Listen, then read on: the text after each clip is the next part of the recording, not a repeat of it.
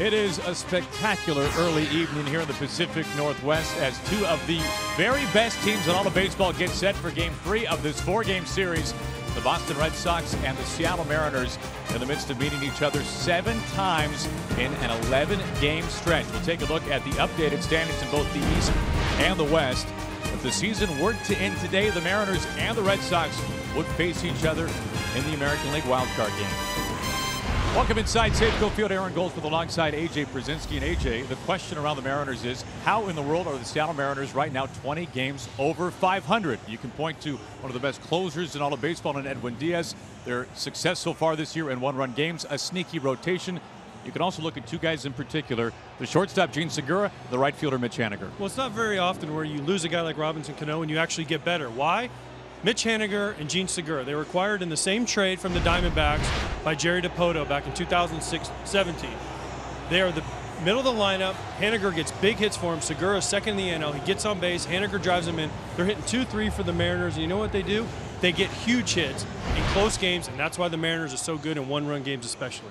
Both making their case to represent the Mariners in D.C. in the All-Star game. Meanwhile, for the Red Sox, A.J., this was a team last year that was dead last in the American League in home runs, 27th in the major leagues. They go out, they get the biggest offseason power bat in J.D. Martinez, a 5-year deal, and he has even exceeded expectations. Well, people question whether J.D. Martinez could comparably do what he did in Arizona last year to now this year with Boston. Well, he's exceeded expectations because he hit home runs. He's second in the league in home runs. He leads the league in RBIs. He's kind of replaced David Ortiz as what was missing from the Red Sox lineup in 2017. He's the main cog. He drives in Mookie Betts. He gets all the huge hits, and he is the reason why the Red Sox are where they're at, especially offensively. Take a look at the starting lineup for the Red Sox here tonight as some very familiar faces, including Mookie Betts in his 5th game back since missing 14 games on the disabled list. Andrew Benintendi had most of last night's game off. He has been red hot since the start of May, batting over 3 1/4. And Xander Bogaerts has homered in back-to-back games, now 11 on the season, already surpassing his 10 home runs from a season ago. They'll be facing the left-hander on the mound tonight for Scott Service and the Mariners. It is Wade LeBlanc, who began this season in the bullpen for the Mariners. An injury to Erasmo Ramirez in the Mariners rotation to open door for LeBlanc, who has simply been off the charts. 8 starts, a 2.45 earned run average in the rotation. As we take a look, AJ, at his scouting report. Well, for Wade LeBlanc, work ahead. That just means he needs to get strike one, work ahead of these Red Sox hitters. They're normally very patient. He gets ahead, he has success, and then not just changeups. Wade LeBlanc has been known for his changeup throughout his career. The last year and a half or so, he's really picked up a cutter, and when he spots the cutter, especially to the right-handed hitters, makes it much tougher on them. Well, the Bright House Financial defensive lineup for the Mariners. It is Span in left field, Guillermo Heredia, mostly an unknown throughout the country, but one of the very best at flagging it down in center field, and Mitch Haniger in right, leading all of baseball in outfield assists. Mike Zunino is behind home plate for the Mariners today. Kyle Seager, a Gold Glove a few seasons ago. Gene Segura trying to get to his 2nd All-Star game. Dee Gordon back at his familiar position at second base, and Ryan Healy is at first for Seattle tonight. First pitch from LeBlanc is across for strike 1, and we are underway. This series so far tied one game apiece, and each game decided by a run. Red Sox winning in game 1 on Thursday. Mariners winning last night in game 2.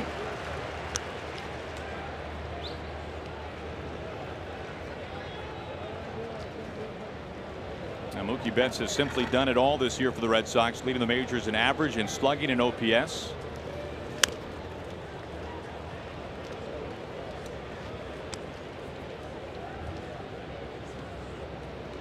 This is an offense that has cooled in some ways since the earlier days of the season, but has still been one of the most potent offenses in all of baseball.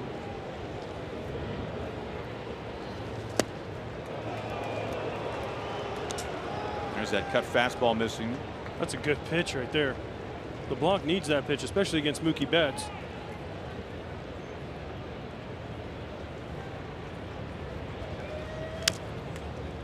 Old foul again. AJ, how about your keys to the game, brought to us by Ford? For Boston, win the first pitch. That means they take more first pitches in baseball. They take them offensively. And for Stephen Wright, their pitcher, he needs to throw a strike on the first pitch. And for Seattle, do your job. That means all 9 guys on the field just do exactly what you're supposed to do. Don't try to do too much. Do what your job is, whether it's play shortstop, pitch, catch, get a hit when they need it. Just do your job, Seattle Mariners. Now Betts has fouled off 3 pitches with 2 strikes. And this is what the Red Sox do. They get deep into counts. They take close pitches. They wear out the opponent's starters so they can get into the weak underbelly, which is the middle relief of most teams. Andrew Benintendi on deck. The 2-2. Well, LeBlanc's had some close ones. Full count. Another pitch LeBlanc wants. It's about the 3rd one. It's outside, but it's about the 3rd one in this at bat to Mookie Betts, where the look on Wade LeBlanc's face is, oh man, I need that pitch called a strike. His 9th pitch. Line into left field, base hit. Impressive at bat by Mookie Betts to get things going for the Red Sox.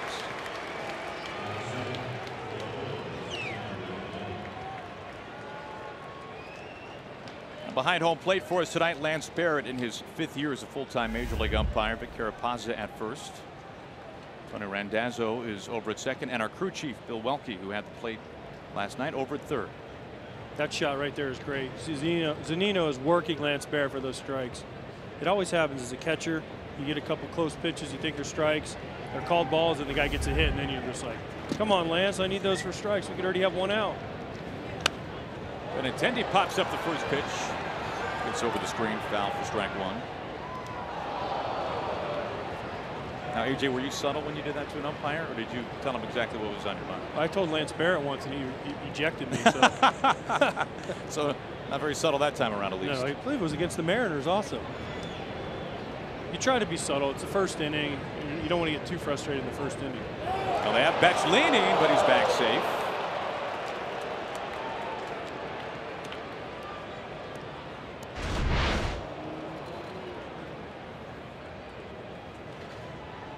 He got in there, a little better throw, doesn't short hop Healy. Good chance of him being out with the short hop pause just long enough for Mookie Betts to sneak a pinky in there. 13 steals and 15 tries for Betts this season.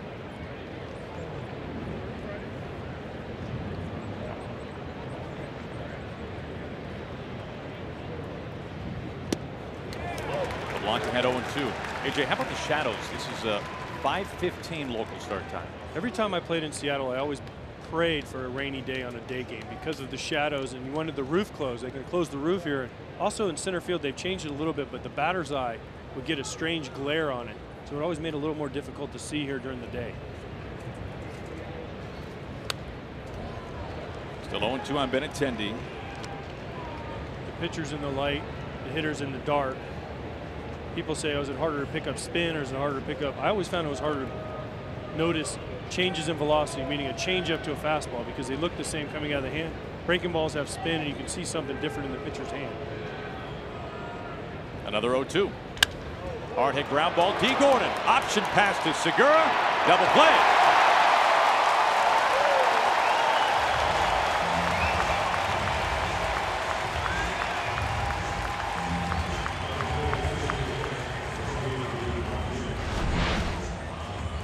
An absolute rocket by Benintendi.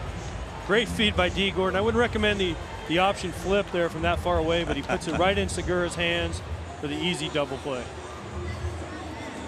Now Gordon, of course, a Gold Glover during his time in the National League at second base. Began this year in center field. Has taken back his familiar position at second base now with no Robinson Cano until the middle of August. Shift on for J.D. Martinez. That's been strike 1 to each of the first 3 batters for LeBlanc. Of course, you can put the shift on for Martinez, but there is not a better opposite field hitter, at least for power, in the game than Martinez. Well, he hates pulling the ball on the ground. His whole swing, his whole path is geared to right center. He tries to hit the ball in the air to right center, and that keeps him on the breaking ball, keeps him on, and he has the ability with his hands to still get to the fastball end. So he's a really tough out and really tough to pitch to. DH batting third for the Red Sox. Check swing. He goes. Wade LeBlanc makes quick work of J.D. Martinez. 3 pitches, all strikes. And LeBlanc faces the minimum in the top of the first.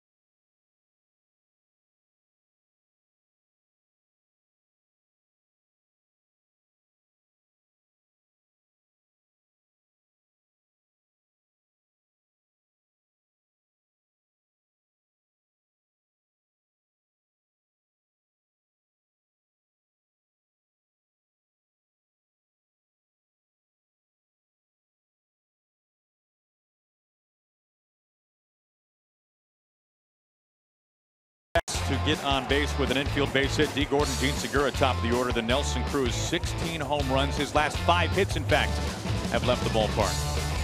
They'll be facing, well, the only man of his kind right now in the major leagues. It is the knuckleballer Stephen Wright, making his 3rd start, his 9th appearance, and he is in the midst of a 22 2/3 inning scoreless streak.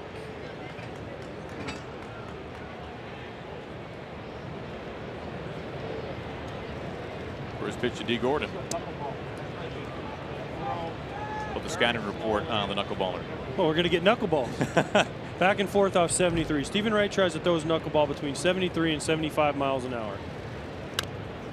That's his ideal knuckleball. 74 right there. But he can add and subtract off it. He knows if it's 73 to 75, he can throw it a little bit harder, a little bit slower, and it changes the movement on it. And then surprise with fastballs, that means he throws enough fastballs to keep guys honest. And if guys continue to have good swings on his knuckleball, he'll throw an 84 to 85 mile an hour fastball by you. And flutters outside, 2-1.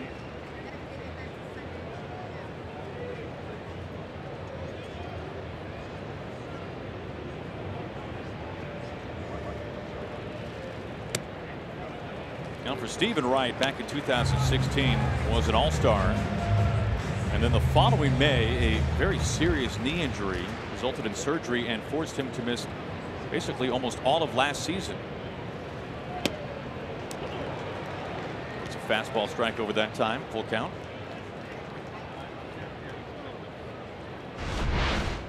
So you're looking knuckleball, right? Well, here comes an 81 mile an hour fastball, 3-1. You got to pull the trigger. Slap to left. Benintendi has it in his sights for round number 1. The Bright House Financial defensive lineup. We just saw Benintendi. Jackie Bradley Jr. struggling at the plate this year, but he can flag it down at center with the best of them. And Mookie Betts, a couple of gold gloves out in right field. Christian Vasquez has the oversized glove on behind home plate. And then third to first, the young man Rafael Devers, Xander Bogaerts, an all-star 2 years ago. Eduardo Nunez filling in for Dustin Pedroia these days at second base. Blake Swihart, utility man for the Red Sox at first.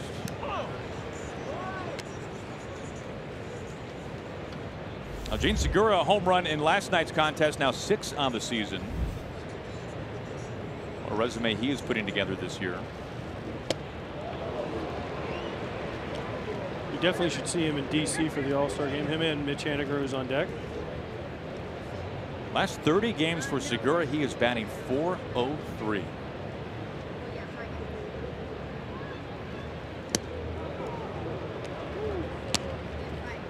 How do you prepare to face a knuckleball? You take BP like normal? I always did, but you saw the 3-1 fastball D. Gordon took. I always said, how do you hit a knuckleball? You don't miss the fastballs he throws. So Punched on the ground over to Nunez. Second baseman handles it easily. 2 outs. you could do like Gene Segura did right there and choke up on his bat by about 2 inches to try to cut everything down, but you can't predict where the knuckleball is going to go. So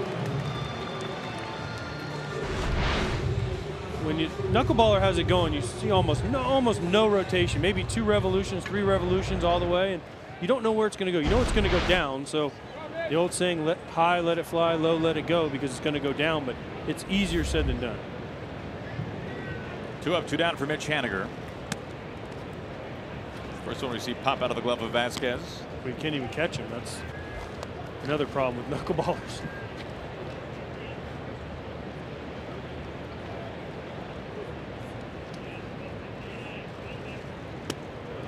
Which did you like more, catching or hitting a knuckleball? Oh, hitting. I couldn't catch him at all. I had one knuckleballer, Charlie Hager, and there was a lot of trips to the backstop whenever he came in. I had the bigger glove, like twice as big as Christian Vasquez has, but man, it didn't help me at all. 3-0 now. Here's the difference in a regular glove and a knuckleball glove. It is, you can see where the regular glove stops, the other one's here. So it's almost, what, a quarter to half size bigger. And for me, I tried both with my regular glove and with a knuckleball glove, and neither one of them worked. Oh! You couldn't get a glove big enough for me to catch, and it just felt weird because you had just a different thing. But it is definitely a work when you're a catcher and you just look out there and you see a knuckleball coming in. The 3-1. Ball 4. 2-out walk to Haniger brings up Nelson Cruz.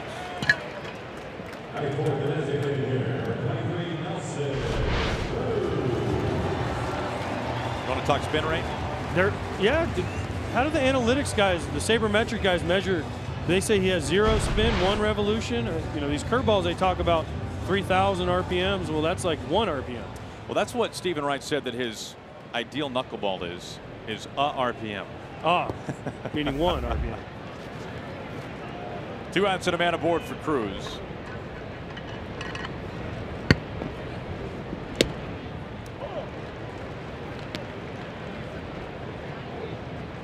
It's just so hard to predict where it's going to go and what it's going to do. That's why knuckleballers are so few and far between, because not enough guys can throw it enough as a strike.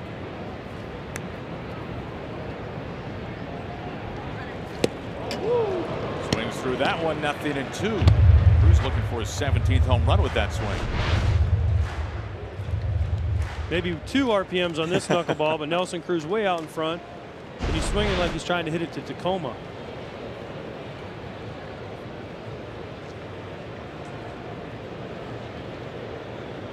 The 0-2.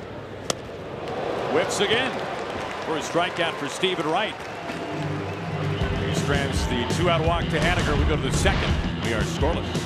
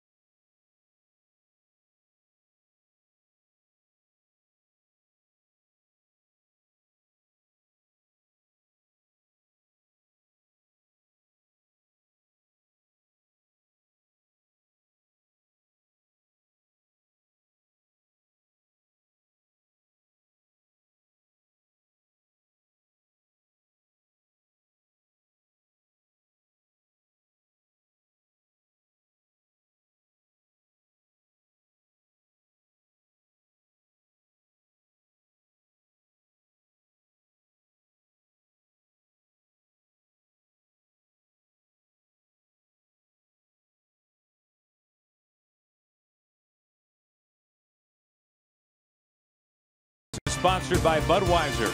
Takes them out to the ball game.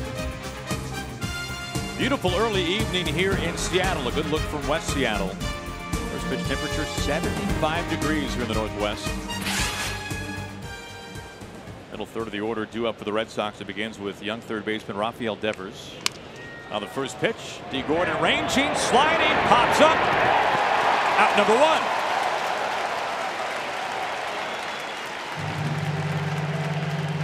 What a play by D. Gordon. That's how you win Gold Gloves at second base. First pitch, bounces it up the middle, slides, gets up very calmly, throws him out by half a step.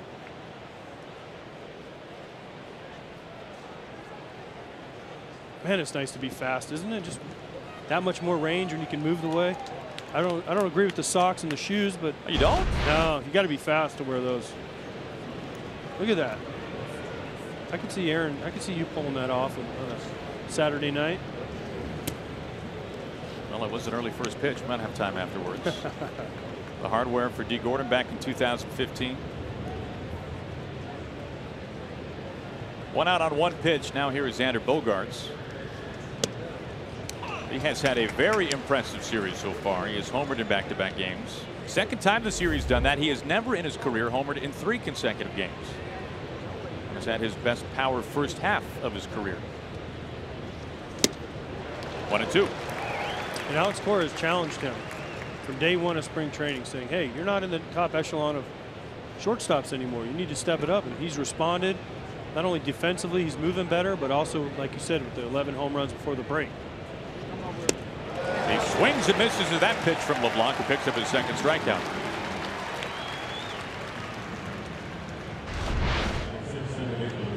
Here's the changeup from Wade LeBlanc. Bogaerts just way out in front.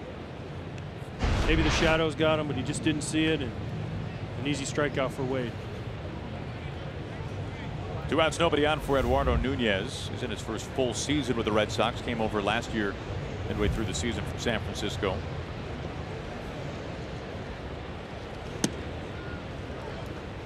Of course, for the Red Sox, no Dustin Pedroia still. There does not appear to be any kind of immediate timetable on the second baseman. Back on the disabled list with a knee injury. I talked to him today in the batting cage. Said he's feeling better. It's still a little sore, but it's getting better. It's killing him not to be able to come out and play. And Alex Cora told us today that it's driving him crazy. I mean, I told him when I played with Pedroia, he drove us crazy when he played every day. I can't imagine when he's sitting. 1-2. I mean, he just wants to get out there and play. I mean, this guy lives, eats, sleeps, lives baseball, and for him to be on the DL, especially for an extended time, is just wearing out Dustin Pedroia. I mean, Pedroia really is, as we take a look at first-year skipper Alex Cora, he is the definition of a baseball rat, isn't he? Oh, my God. Of any player right now. The only guy I can compare him to is Juan Pierre. Juan Pierre's the only guy that could beat Dustin Pedroia to the park. Juan Pierre would get here like 9 a.m. for a 7 p.m. game. Dustin Pedroia was like 10:30 a.m. Well, there are legends of Pedroia getting to Fenway Park in the morning, taking hacks in the cage, going back home, and then coming back to Fenway Park when, everyone else came to the ballpark. Well, he used to live across the street. I think he moved finally, but he used to live right across the street. And he would do that. He'd walk over, or late at night, he'd walk over and take hacks after a game. Another 1-2.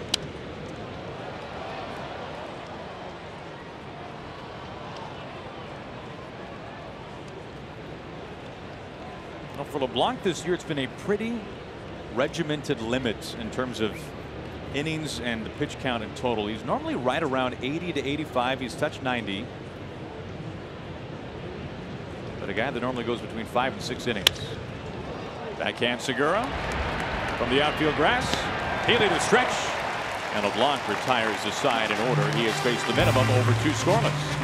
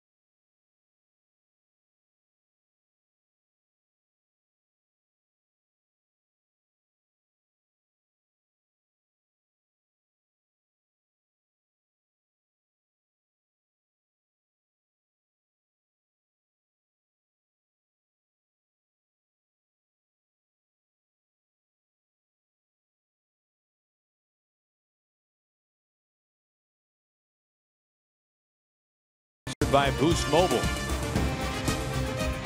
Well, you know, it's always like this in Seattle, AJ. Isn't that your boat right there, right? On the right? We are scoreless going to the bottom of the second inning. That's where Kyle Seager leads things off for the Mariners. 75 degrees at first pitch tonight for game 3. Aaron, do you call that a yacht, or like Tiger Woods in the U.S. Open is your dinghy? Oh, is that what it went by? I would say that for me that would be kind of a middle of the pack boat. That's what I figured. Someone as established as you yourself. Room for growth. Oh! Knuckleball in for a strike, 1-1.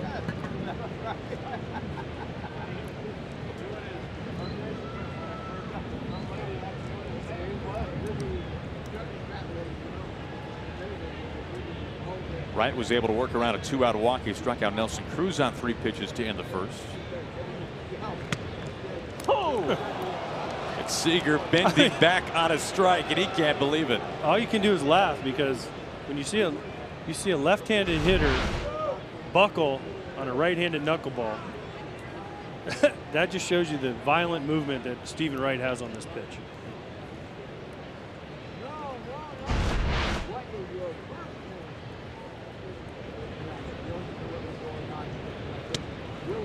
Same story this time of ball. So you get 2 strikes, he throws it in like that. He has the elbow guard on. Just stick your elbow into it and go to first. And that way you don't have to worry about looking like a fool on the next one. I'll feel that it's 75 or so, right? Yeah, no, knuckleballs don't hurt.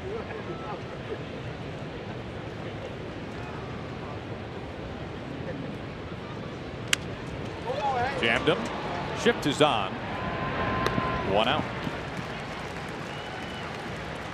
2018 Camping World MLB All-Star Ballot is now open and exclusively online. You can vote for your favorite players at MLB.com/vote. Catch all the excitement of the 89th MLB All-Star Game presented by MasterCard. July 17th, live on Fox and ESPN Radio. Well, you saw Mookie Betts. He is leading all vote getters right now. He'll be there. He'll be in Washington, D.C. J.D. Martinez will be in Washington, D.C.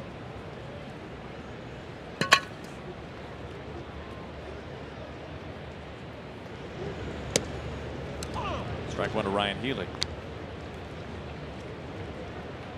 Healy in his first year with the Mariners, coming over this offseason in a trade with the Oakland A's. Former first-round draft pick by the Athletics. Has some Northwest roots, went to college. He was a Duck, University of Oregon. 0-2 now.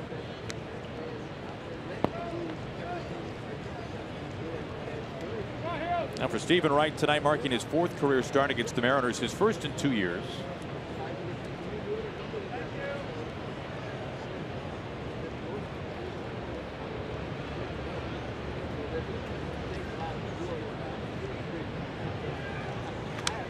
Fouled back. There it was. He tried to sneak the heater by him. He had 2 good swings on the knuckleball, so he humped up to 86, and Healy was ready for it.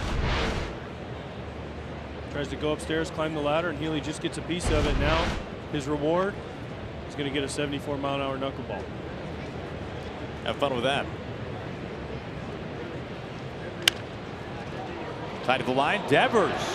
Deep, long throw, and it is in time to get Healy for round number 2.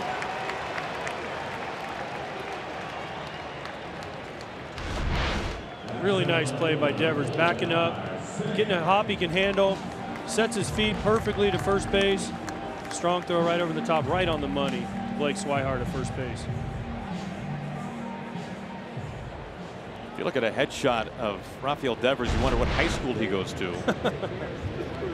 Last year he made his major league debut here at Safeco Field with the Red Sox, and at that time was the youngest player in the game. He was just 20 years old. 2 out for Denard Span. He's an old man now in the game at 21. That's right. Let's go to the best dressed man, part of our broadcast crew. We go down to the field. JP Morosi, what's happening, JP? Doing great, Aaron. And Denard Span, the hero here last night, that pinch hit, go-ahead double in the 8th inning. But he told us earlier today, Aaron, there's a healthy debate in his house as to whether he's even the best athlete in his own family. His wife, Annie, won a gold medal for Team USA in the sport of ice hockey at the 2014 Winter Olympic Games. They have an 8-month-old son. DJ. They're pretty sure he's going to play a sport, Aaron. Plenty of time to decide which one. That's incredible. What a family. Coming over from Tampa Bay, the Rays, trade not long ago. Wide open left side, right. Can't even throw a knuckleball to first base, can't pick it up. Span channeling his inner D. Gordon and Gene Segura in particular. Bunts his way aboard with 2 outs. Well, when Span first came up with Minnesota as a leadoff guy, he was excellent at bunting, getting on base, and the Red Sox have a little shift here. So what do? How do you hit the knuckleball? You bunt it down the third baseline and get an easy knock. Stephen Wright normally pretty adept at fielding his position, but that was just too good of a bunt. And he knew it right away, and he just picked the ball up and walked his head down back to the mound. Now the first base hit of the night for the Mariners does not leave the infield. Here is Mike Zunino. His 11th home run came last night. It was an opposite field blast.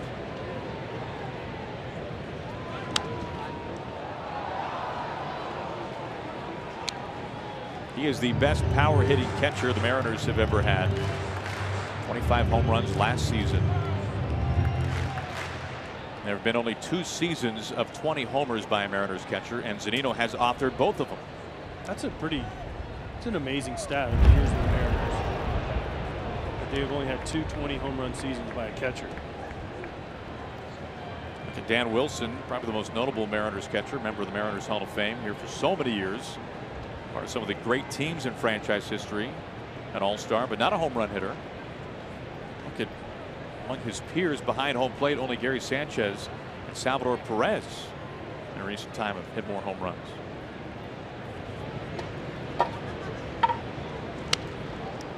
Two.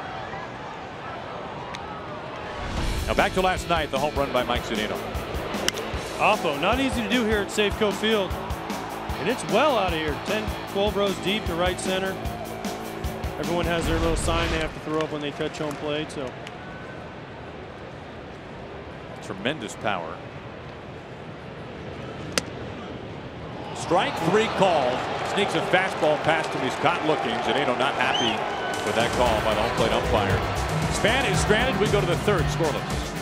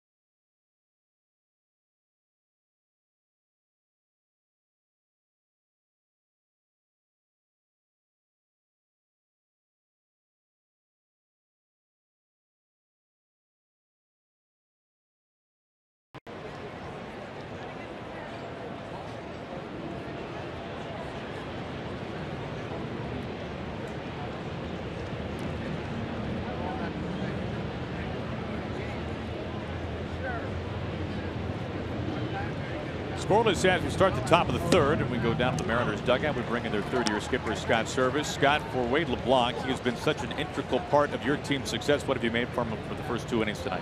He's got it going on. It's been back and forth. That's what Wade does. You know, it's good changeup and the off-speed stuff and enough fastballs to keep him honest. But he's been huge for us here the last 5-6 starts, going out there and keeping us in the ballgame. Scott, the Mariners are 20 games over 500, and for many people around the country, tonight is the first time they've had a chance to watch your ball club. For those who have not seen the Mariners play this year, what is it that you want people to know about the 2018 Mariners? We got a good group of guys. We really do. And we faced some adversity early in the year. We had some injuries early on, and then losing Robinson Cano with the suspension, you know, obviously hurt. But our guys have really rallied together. We play with a lot of emotion. We compete very well, and it's been every facet of our ball club that's been really big. You know, our pitching has stepped up, and we've scored runs that we needed to late in ball games. We won a lot of close ones, and hopefully it continues. That's an exciting brand of baseball, to say the least. Scott, thanks for the time. No problem, guys. Thank you. Swihart caught looking. Third strikeout for LeBlanc. That brings up the catcher, Christian Vasquez.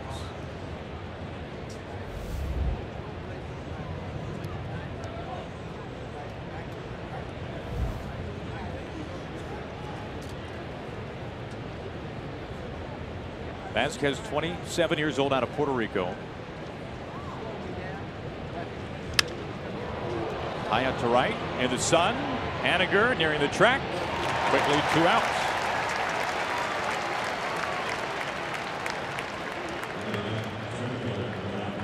Well, AJ, Scott Service referencing Robinson Cano, suspended for 80 games, a violation of baseball's drug policy. And there were a lot of people, AJ, who around the country, when the Mariners were playing well with Cano, once that suspension hit, who wrote the Mariners off, and somehow they have seemingly played even better in some ways without him, which is remarkable. Well, it's good to see.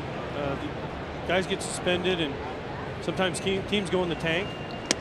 And the Mariners haven't done that, and it's nice because the Mariners right now are a postseason team for me, and he can't play in the postseason, so they're just pretending like he's not here at all, and that's a good thing for the Mariners. At Service, Scott Service did a great job. He had a team meeting and went around the room and said, hey, you know, don't feel sorry for yourself. We're still good even without Robinson Cano. And picked out guys one by one and told them what they were good at. And it's amazing when people believe in what the manager's telling them and they buy in, how good you can be, and they're some of their parts. Bradley wallops this out to right field. Haniger looking for it. Waits a while. An 8-pitch inning for Wade LeBlanc, who has faced the minimum through 3.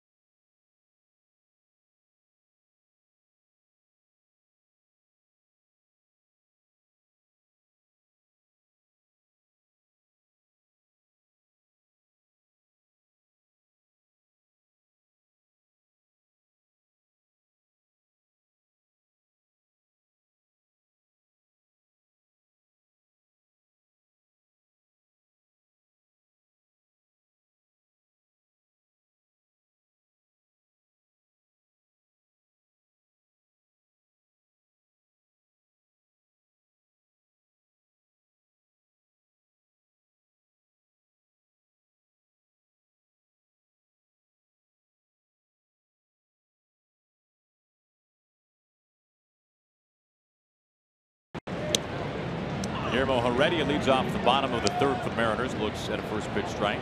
First pitch fastball strike. The knuckleballer Stephen Wright. Oh! Quickly 0-2.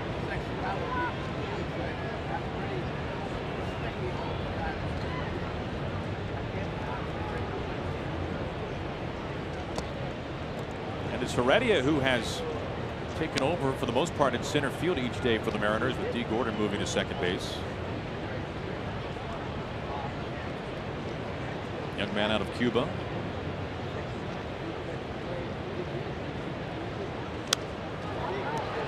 Out off the hand, still a ball and 2 strikes. When we talked to Scott Service about that move, he said Heredia is a natural center fielder.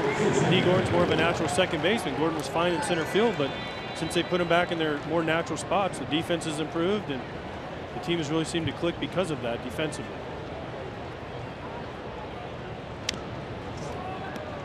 And there's no doubt Heredia, very much an unknown throughout the country, but he is one of the best in terms of getting to it. And a very strong arm as well.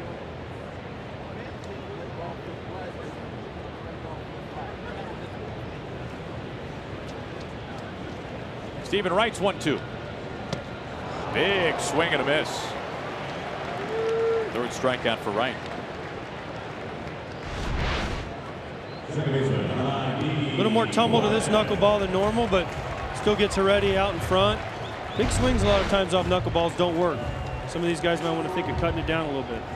Live coverage of the FIFA World Cup continues tomorrow. It all kicks off with Costa Rica battling Serbia at 7 a.m. Eastern on Fox. Then on FS1, Germany takes on Mexico at 10 a.m. Eastern, followed by Brazil and Switzerland at 1 p.m. The FIFA World Cup tomorrow on Fox and FS1, or stream it all live on the Fox Sports app. And JP, there's something about the Red Sox and jerseys, uniforms of some kind with the World Cup? Yes, a themed road trip for the Red Sox, Aaron, and the theme of this one is World Cup jerseys. I spoke with Xander Bogaerts before the game.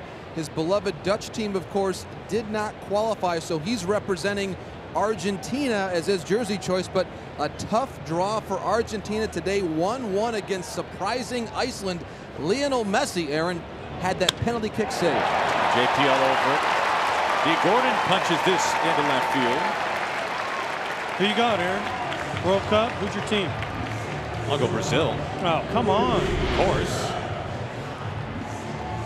D. Gordon, nice job of hitting. Gets it up. Just punches his ball to left field, but really good swing right there. So Brazil, huh? Sounds like a very, by the way, subdued Joe Madden-inspired road trip theme. Joe Madden has made all these teams now. Everyone does inspired road trip teams. It used to be suit and tie. Now right. It's flip-flops, sandals, whatever you want. It's kind of cool. 1 out, 1 out for Gene Segura. JP would normally have Italy in the World Cup, but they didn't qualify, so he's heartbroken. Yeah, he has no one to talk about now. He seemed really down today. Only Paul Goldschmidt of the Diamondbacks has more hits this month than Gene Segura. Keep an eye on D. Gordon, who is leading the American League and second in baseball with 19 steals. Stephen Wright, very good at holding base runners. Very quick to the plate. Christian Vasquez, one of the best throwing arms in all of baseball. So D. Gordon goes, he better make sure he gets a good jump.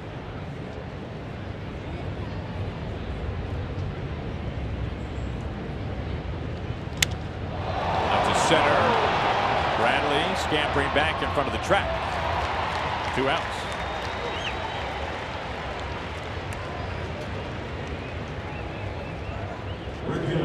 If you're a knuckleballer, you have to master the ability to hold that runner and alter your time, don't you? Absolutely. You have to be quick, because if you're slow, the pitch is slower than a normal pitch. So if you're slow in your windup, guys can get basically a running start. So he's very quick to the plate. 1-1, 1-3 is average. He's 1-1 and under. And plus, it gives the catcher a little bit better of a feeling if he knows he's getting the ball to him quick, because they have a little bit more time to slow themselves down and catch the ball and get a good throw off. 2 outs, Gordon at first. Here's Mitch Haniger. Back to first base. He's safe. And Wright has a good move. He has quick feet. Good move. A walk earlier tonight for Haniger. 16 home runs, tied with Nelson Cruz for the most on the team. D. Gordon's got to go here. Early in the count, You got to get on on second in scoring position for Haniger early in the count.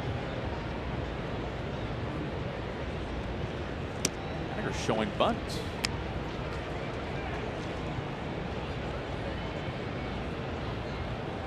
Stephen Wright telling us yesterday that he takes that responsibility to keep the runner close.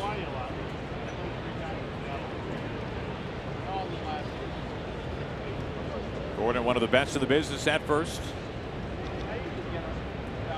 Again, once more safe.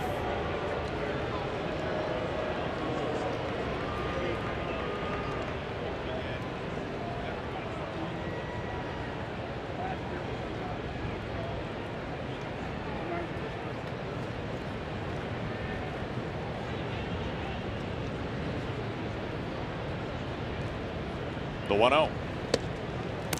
1-1. Now most offensive players wear a lot of armor when they hit an elbow guard, shin guard, knee guard, whatever it is. D. Gordon has his elbow guard in because he slides back in head first.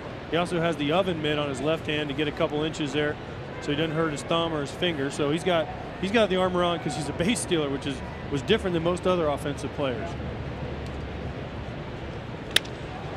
Devers can't get to it. Gordon moves up his station. And with 2 outs, the Mariners have a runner in scoring position for the first time tonight against Stephen Wright.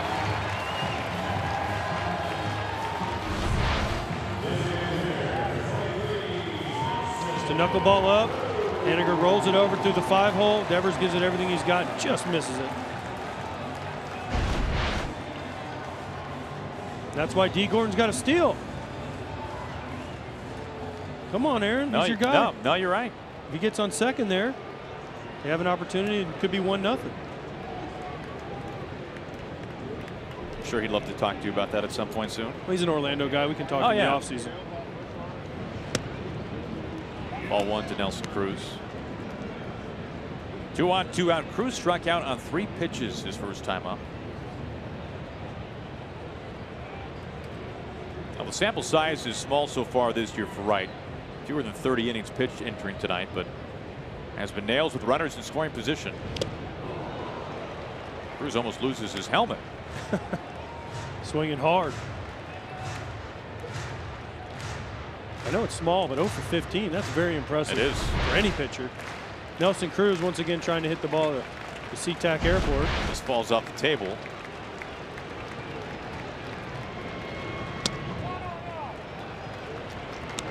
The biggest thing about hitting a knuckleballer is you feel so silly because the fans look up and they see 73 miles an hour and you're swinging and falling over, your helmet's coming off and you're missing it, and no one and everyone in the stands like, how can you not hit this ball?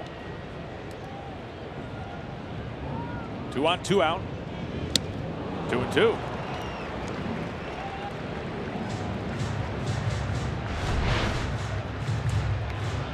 High, let it fly.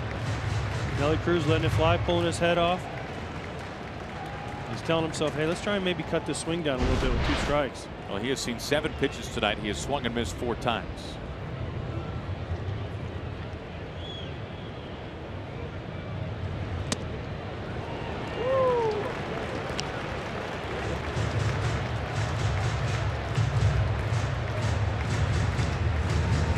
Mariners have the go-ahead run in scoring position with elite speed.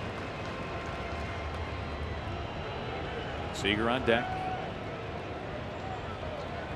2 outs, 2 on for the payoff. Ground ball, left field, base hit. D. Gordon coming around. He scores easily, and Nelson Cruz puts the Mariners on top 1-0, and the scoreless streak has come to a close for Stephen Wright.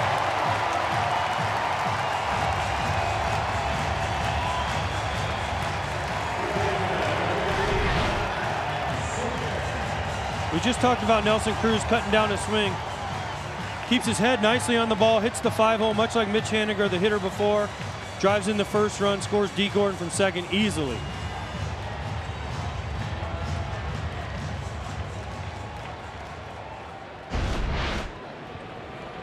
See, D. Gordon didn't need to steal second. He knew Nelson Cruz was going to drive him in. I don't want to bring that up, but 2 outs, 2 on, a run in for Seager.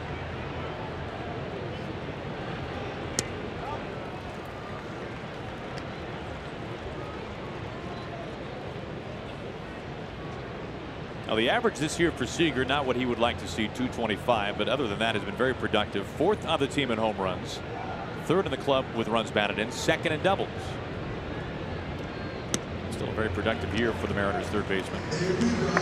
This guy gets big hits.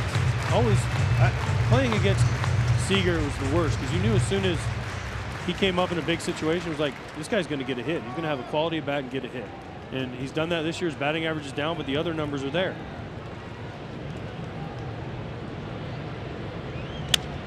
Tight to the line, behind the bag at first. Swihart runs over the pillow for out number 3. 2 are stranded, but Nelson Cruz, his 1500th career hit, puts the Mariners on top, 1-0.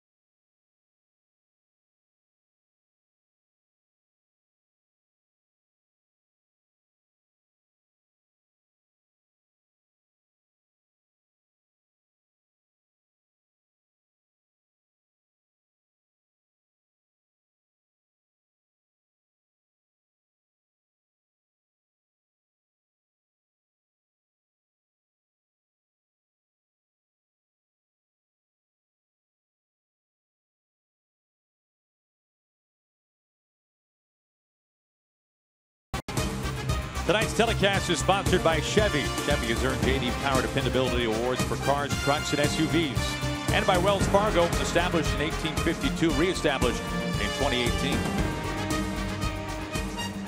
Mookie Betts leads it off, top of the order, coming to the plate here for the Red Sox.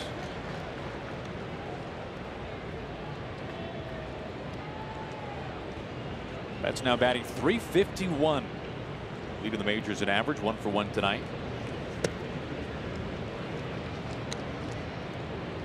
AJ, when people talk about Mookie Betts, it seems like most cite how quick his hands are. Is that what you see when you watch Mookie Betts? He has one of the most uncanny abilities to take his barrel of the bat and put it on the ball. He has a lot more hand movement than most really good hitters that you see. Most really good, especially average hitters, are a little more quiet than Mookie Betts. But for somehow, some way, God-given ability, whatever it is, he's one of the best at getting his barrel from point A to point B, and that's on the ball. Smothered by Zunino, 2-2. He also has ultra quick hands, which doesn't hurt at all. I mean, his hand speed is off the charts quick. A couple of years ago, runner-up for the American League MVP. And I was there when he made his debut in 2014 with the Red Sox, and I remember we all looked at each other like, man, how can this guy hit as little as he is, as much movement, but he... Strike 3 call. There's the cut fastball from LeBlanc, his 4th strikeout tonight.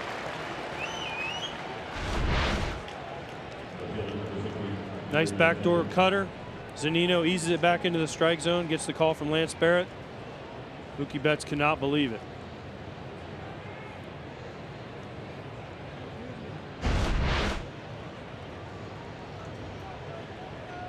And steps Andrew Benintendi.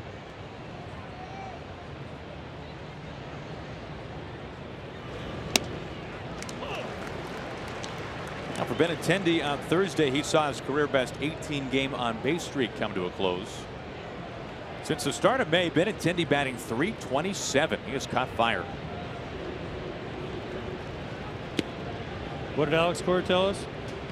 This guy's a beast. What did he? There were a lot of superlatives like really, that. I mean, this guy's the man. This guy's a beast. I mean, he couldn't stop gushing about this guy and the way he works and the way he likes, how much he likes baseball. Soft fly ball out to Denard Span of the shadows and left. 2 up, 2 down. Now, JD Martinez was not very pleased with his first at bat tonight. He struck out on 3 pitches. Tried to check his swing on a changeup, and he was called out. He let Lance Barrett know that he was not pleased.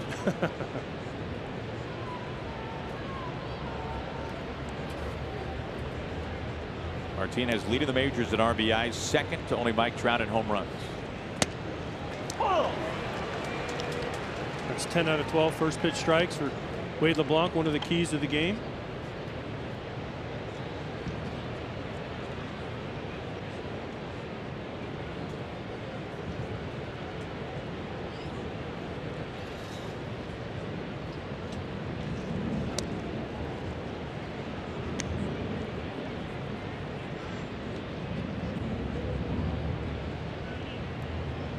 Martinez, not just a home run hitter, batting .320 entering tonight.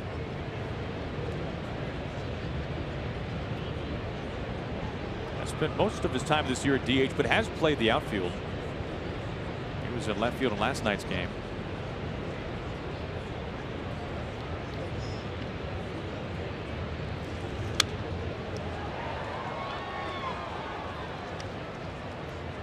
LeBlanc had 1 and 2. Watch JD Martinez. Watch the way he controls this at bat, Aaron. Watch how slow he is. Watch his slow movements, his deep breath.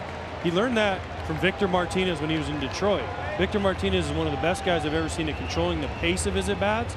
JD Martinez just slows everything down and makes it his pace when he's in the batter's box.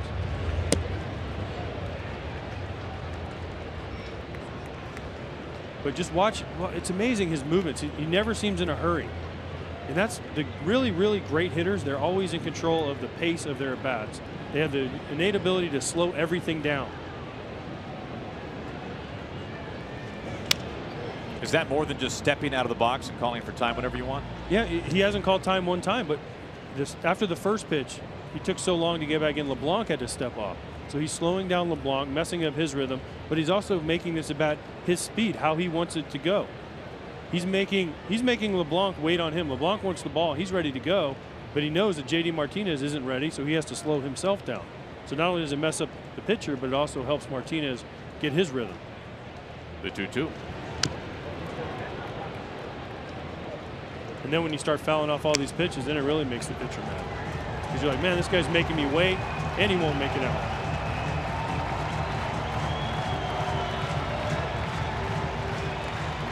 Next pitch will be number 7.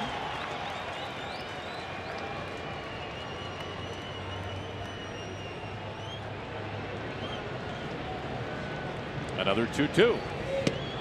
Strike 3 called. LeBlanc gets Martinez, ending the at-bat with the bat on his shoulder.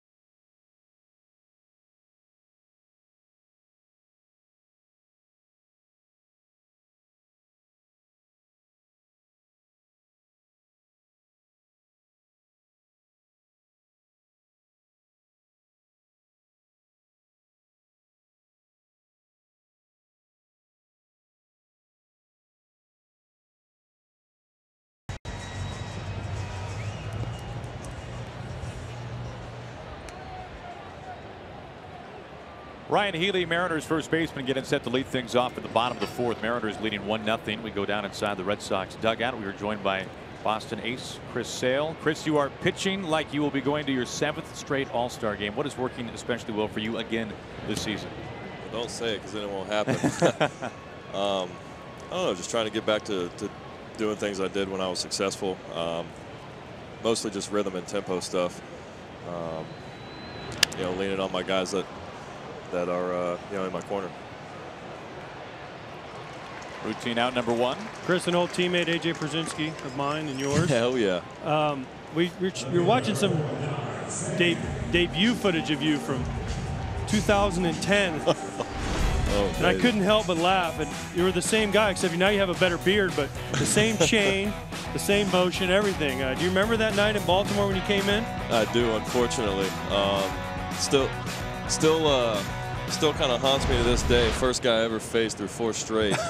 And then next guy lefty 0-2 hit. And then Ozzie saw enough, as did most other people, so it was time to get out of there. Do you remember how mad you were after the game that I didn't call a slider? No, I don't. You came up to me and like, dude, you didn't even call 1 slider for me. He's like, I had Markakis 0-2. I just needed to throw him a slider. I could have got my first punch out. Yeah, way to go, AJ. Yeah. You screwed me, man. Back to the line. This could be a quick one. There is out number 2. But Chris, obviously you're on your way to another All-Star game. You've been one of the best pitchers in baseball since your debut. You've been a closer. You've been a starter. Do you like starting obviously better than closing? Because I remember when you were a closer and you would get so fired up to come in those situations. Is it better for you to be a starter, or do you like closing?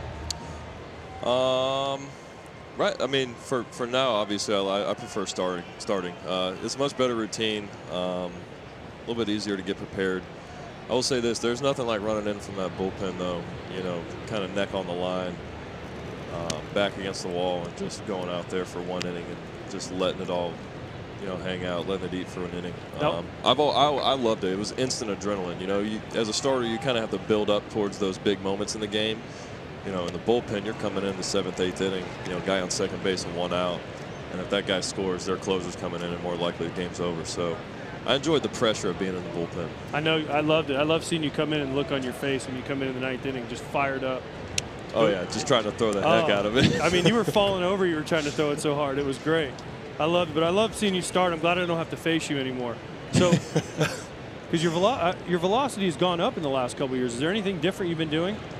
Clearly not working out. I remember. Now I remember when you first signed, and you couldn't bench press like 2 15-pound dumbbells. Yeah, I'm not even joking. You look back at those, I was as big around as this pole.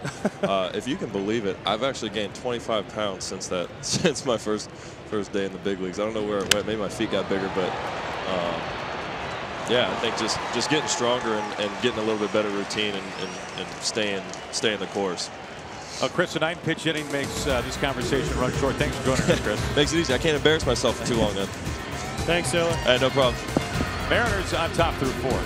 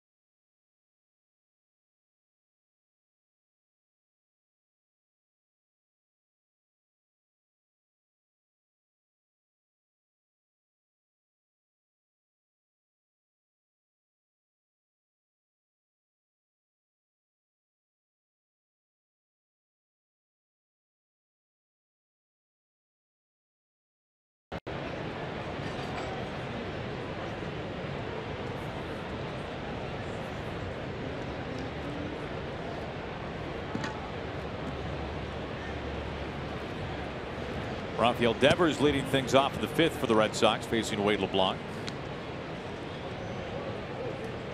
Devers 0 for 1 tonight, was robbed of a base hit by D. Gordon at second base. Right back to LeBlanc. 12 in a row sat down by the lefty.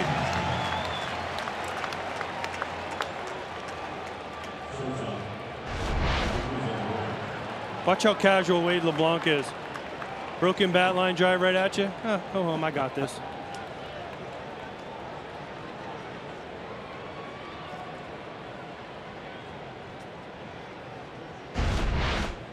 Well, you know, JP, as we go down to the field, it is a little bit too soon this year. We're not even to the All-Star break to start handing out some hardware. And yet there has been a trophy added to LeBlanc's locker here at Safeco Field.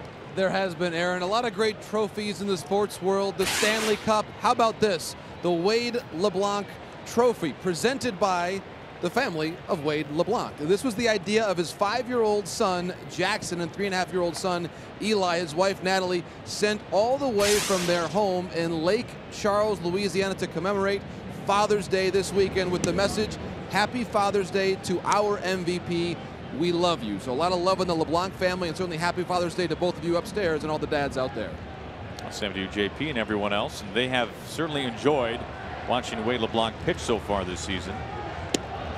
My kids are watching back in Orlando. I hope I have a trophy when I get home. What about you, Aaron? Well, they blew the budget out on that trophy. They did. That was great. I saw that before the game. It's a great idea by the kids and the LeBlanc family to have it sent here. I'm sure it meant a lot to them. 2-1 to Bogarts. Whips on a changeup, 2-2. LeBlanc got him on a changeup to strike out back in the 2nd.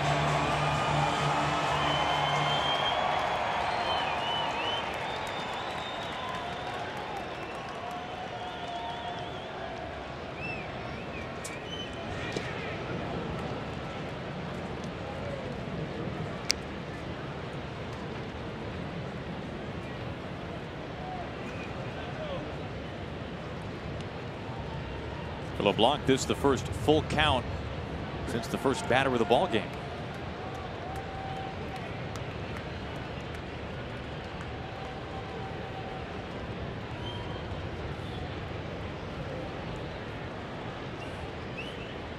The 3-2. D. Gordon, shallow right. What a harpoon snare. Slide out at first. Gold Glove, D. Gordon. What a play.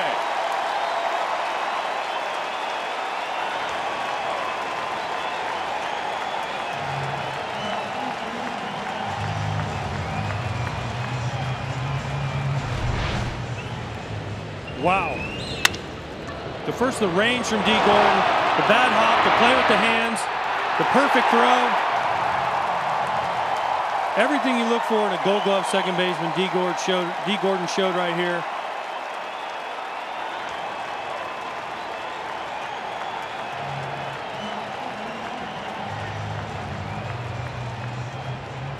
Alex Cora will take a look at this. They are challenging this ruling at first, as Healy kind of gets his legs taken out. Kind of he does. Can't see anything from that angle. You can't see when his hand touches the base. This might be a better view, but you can't see the ball when it hits his glove. From the only thing I've seen from that is you can't see anything. From those two angles right there, they might have more in New York, but he's out just because of the effort from D. Gordon. Well, as we have learned in the era of replay, whatever it is originally called is so important. Have to have something you see here that is clear and convincing to overturn it. Now, of course, the umpires in New York could have an angle or a view that we don't have, but from what we have seen. From our great Fox crew, I find it impossible there's an angle we don't have. I mean, that angle, he's out. Well, can you tell when the ball hits the glove? No, but I can guess.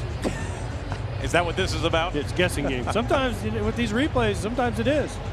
But he was called out on the field, so I'm going to say they're going to keep it as out. But if he doesn't slide, I never understood the slide into head first into first. I never got that. But if he runs, he might be. I think it's quicker, but I know it's hustle, and you get that, and you're doing this. But for me, if he runs through the base, he's easily safe. We find out. He's out. Call stands. D. Gordon does a little dance.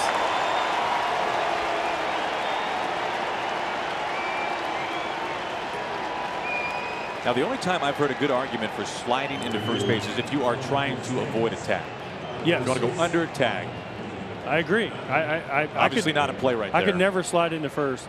That wasn't fast enough. But the guys that do, I'm always worried. First thing I'm worried about, especially with someone like Bogarts, who's so valuable to the Red Sox, is you hurt a thumb, a hand, a finger, something. And then secondly, he took out Ryan Healy at first, so catch his finger on a spike or something. It just is too dangerous of a play. And I know it's easy to say, hey, don't slide in head first. Guys do it all the time, but to me, there's got to be a way to stop that.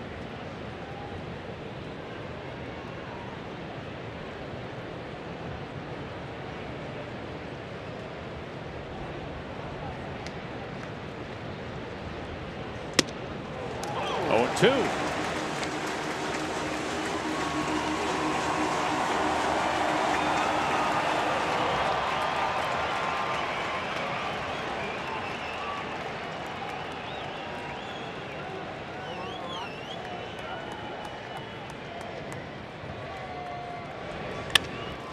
Back to D. Gordon, a little more routine this time. Wade LeBlanc pitching like Chris Sale. He has sat down 14 in a row and has faced the minimum over 5 with a little bit of help.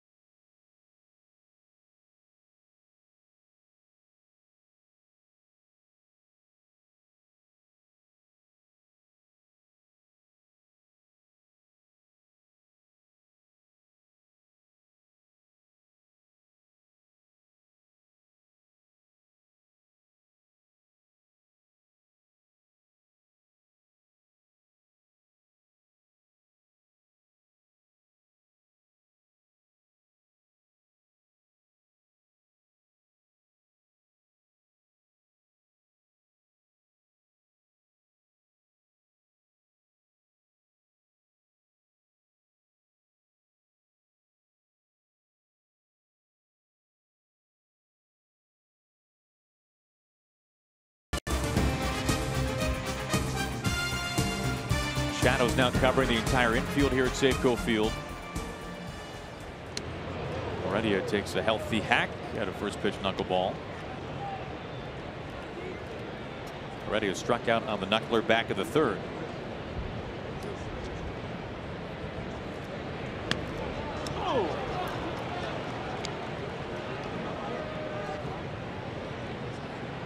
Well, Stephen Wright saw his scoreless inning streak snapped in the third. It ended at 24 2/3 innings. And he saw his streak with not allowing a hit with runners in scoring position also come to an end. They're 0 for 15 so far this year prior to that inning. Daniel Mengden, he of the Hall of Fame mustache, starter for the Oakland A's, has the longest streak, scoreless streak this year by a starting pitcher. That was just an inning more than what Wright did.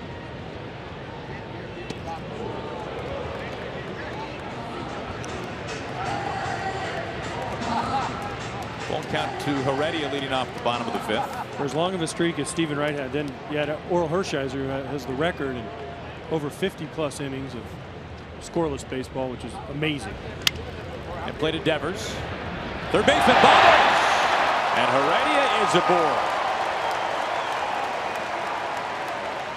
Well, with defense in mind, we take a look at flipping the switch, sponsored by Boost Mobile, and what a show Dee Gordon has put on at second base.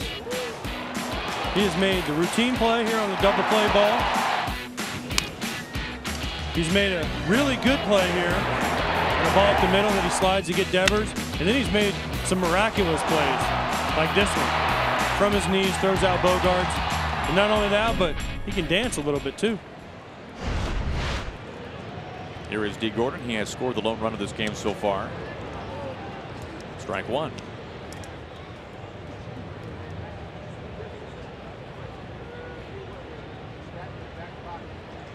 Now, Dee Gordon, in his first year with the Mariners, he has been such a big part of things, hasn't he, JP? He has, Aaron. And yesterday, when I asked Gene Segura why this team is so much better now than they were 1 year ago, the first name he mentioned was Dee Gordon, citing the energy and speed he brings. Bogarts plays the carom, gets rid of it quickly to Nunez. Heredia is out. Gordon is aboard.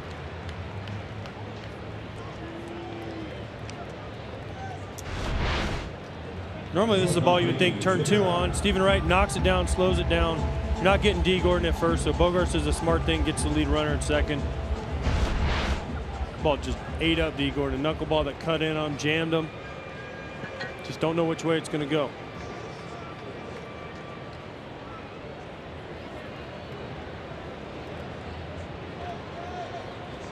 So now we get to play the game. I was going to say, Dee Gordon steal. Things will slow down a little bit. 0-1.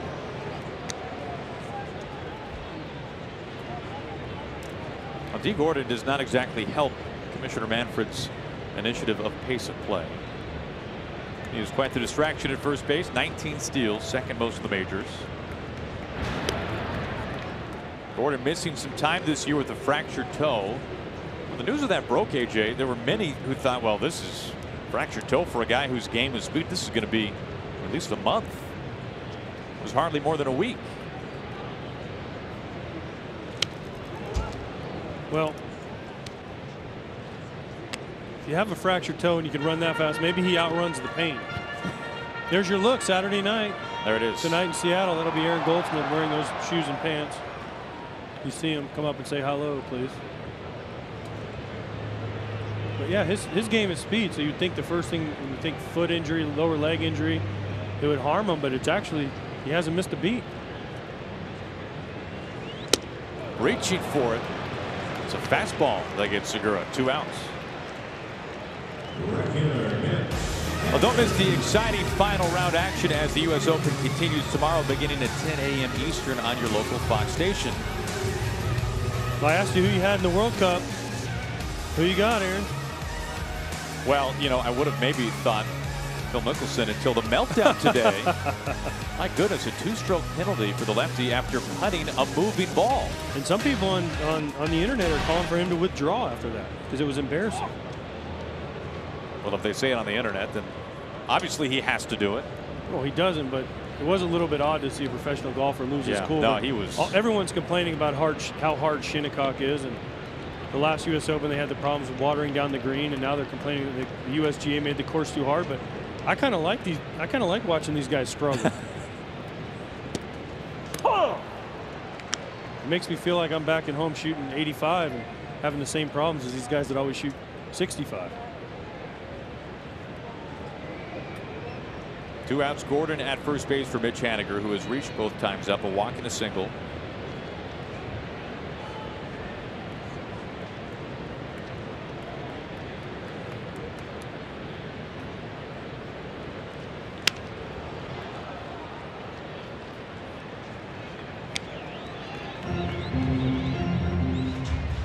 Mitch Haniger with 2 walk-off home runs this month for the Mariners. Edgar Martinez, Mariners hitting coach, and Ken Griffey Jr., AJ, combined for 2 walk-off home runs in their career. Edgar, one of the greatest right-handed hitters of all time. in their whole career, just as Mariners? Their whole career. Gordon taken off. Bag number 20 will have to wait. Christian Vasquez, a dart down to second, and that ends very abruptly the 5th inning. What a throw by Christian Vasquez.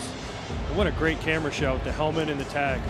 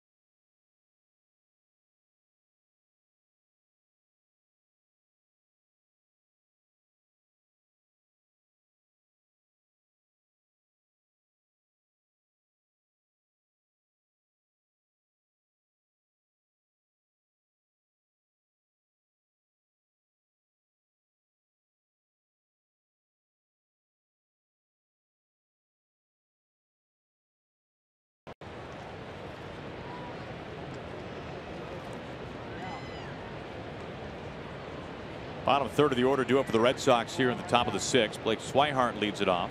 Former first-round draft pick by Boston. Alex Cora needing to find some place for Swihart to get some at-bats. Mitch Moreland getting the night off, at least for now. Calls for time. Swihart has been a super prospect for the Red Sox for a long time, and Alex Cora, like you said, just needs to find a way to get him in the lineup. There's been trade speculation around Blake. There's been position speculation. Is he a catcher? Is he an infielder? Is he an outfielder? He's played them all.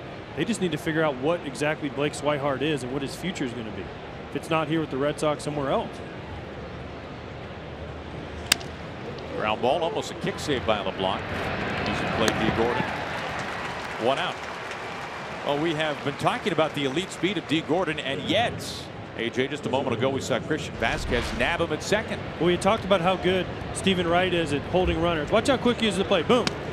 Perfect pitch up for Vasquez. And, I mean, just a throw right on the money.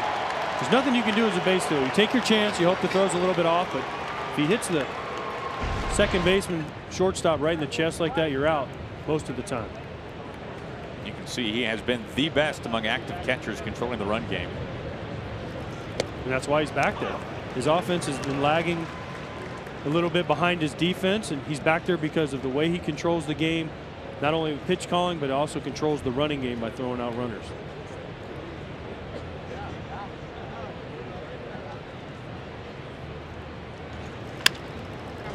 Foul ball over towards Kyle Seager, 0-2.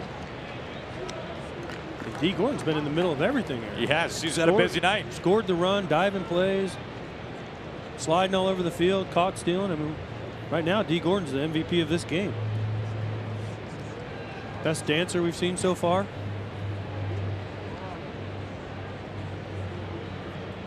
Best shoes we've seen so far. The only stirrups. The 0-2. Vasquez cuts right through it. Another cutter by LeBlanc for his 6th strikeout to tie his season best. Tonight's telecast is sponsored by Geico. 15 minutes could save you 15% or more on car insurance. And by the LG G7 Thin Q. What's it going to take?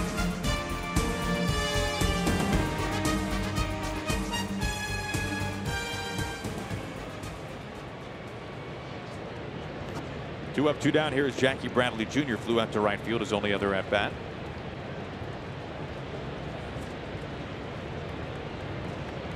Now he has faced the minimum and has sat down 16 in a row. In fact, every batter since the first batter of the ball game, that was Mookie Betts, who reached on a single. That was a long time ago. That was a long time ago. Then he got Benintendi to hit into the double play, and since then he's been perfect.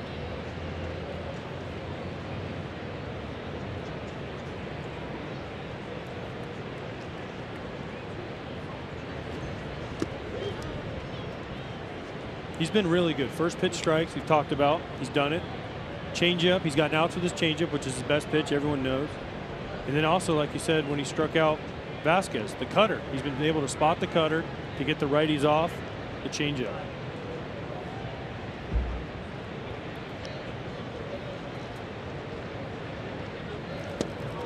One and two.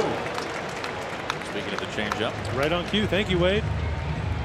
Left on left changeup, which you don't see very often. Most left-handed hitters, when they face a left-handed pitcher, they eliminate the changeup. But for someone that's their best pitch, like Wade LeBlanc, you have to throw it to both sides.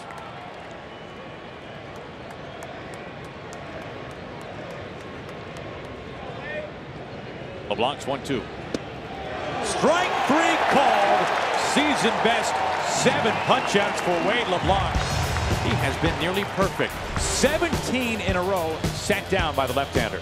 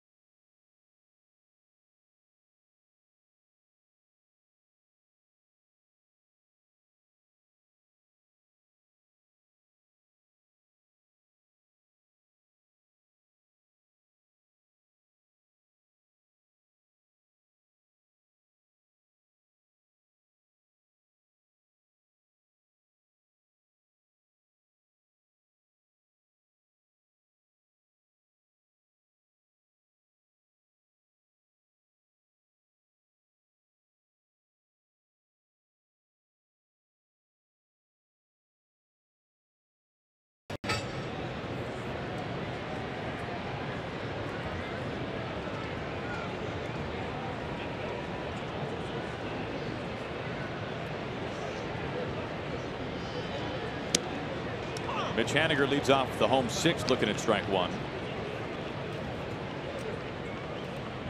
Haniger, Cruz, and Kyle Seager due up for the Mariners. And has really turned into an all-star first half for Haniger. The production at the plate, batting now .275 on the season. 16 home runs, 2nd in the major leagues in runs batted in. And he leads the majors with 8 outfield assists.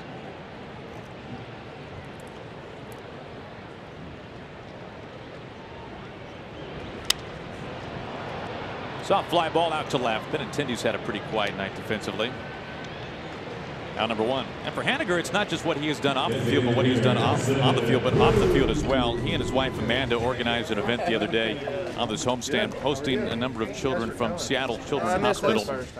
He and 9 other teammates, and this was really cool, AJ. It was a reverse signing, as the good folks over at Topps Trading Cards made trading cards for these young patients at Seattle Children's. That is really cool. And the kids signed the cards for the players. And you saw the look on the players' face, how happy they were to get the cards from the kids. That was on Tuesday, and then all Haniger did was hit a couple of home runs that night. It's like the Seinfeld episode with Paul O'Neill. What was that? Remember Paul O'Neill? The kid told him to hit a home run or whatever it was, and he went out and did it. It was exactly like Seinfeld. The 1-0. This is squared up to Benintendi. A little bit of a bunny hop out, number 2. But for Haniger, it was something that he and, like I said, his wife set up, and then one day during a hitters meeting, he basically just said to all the guys, "Hey, I'm doing this. I'd love to have as many of you with me as possible." And in total, 10 guys, including Mitch. And you saw the turnout. Guys can't say no to that. If you go to your teammates and you say, "Hey guys, there's sick children involved," every single guy is going to say yes. Even Ichiro was there. Ichiro had batting gloves on. I wonder if Ichiro sleeps in his batting gloves. Every time you see him, he has batting gloves on. I don't think his hands have seen the sun in quite some time. 2 up, 2 down. Here is Kyle Seager. Oh! Shift on for Seager. Strike 1.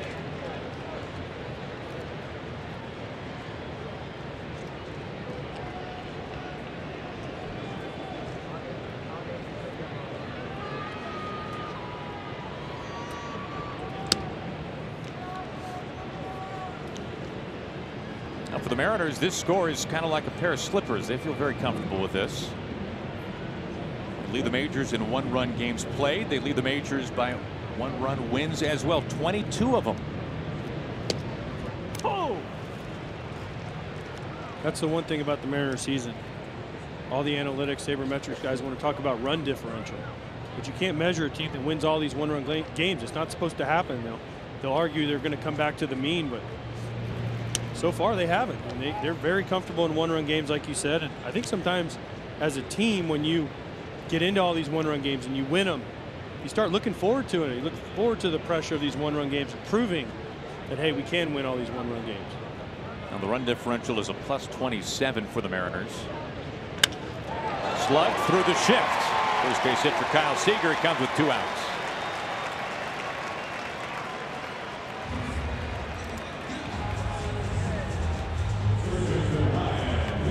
Six-game hitting streak now for the Mariners' third baseman. It brings up Ryan Healy.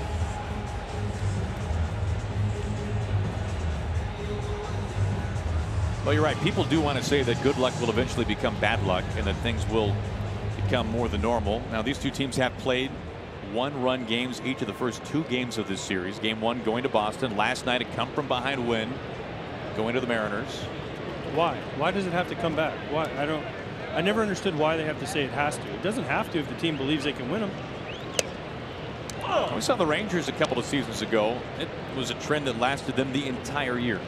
Sometimes you run into special teams in a special year where everything works and you just win games you're not supposed to, and the Mariners have done that all season, and that's why they're 20 games over and right there at first place. 0-2. In your eyes, the biggest variables for a 1-run win? We saw the picture of the bullpen a moment ago. Well, the bullpen is first and foremost, and then guys that can get big hits. We've already talked about Haniger and his hits. Denard Span with the 2-run double last night. Zanino's had a bunch of big hits for this team, even though his batting average is in the low 200s. Kyle Seager, his hits that he gets. These guys get big hits in big games and big situations. Just saw Edwin Diaz, the closer for the Mariners. He should be heading to D.C. There's Edwin. In fact, this series features 2 of the very best closers in the game. Craig Kimbrell, the other, of course. How about this? Nearly 50% of the wins this year for the Mariners coming by a run. The second best all-time in the league. Well, for them, they're hoping they win games by 3 and 4. They're hoping that doesn't continue.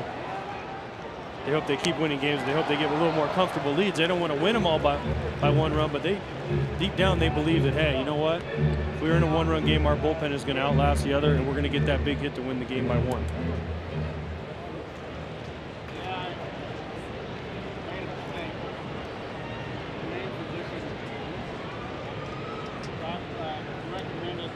Another 0-2.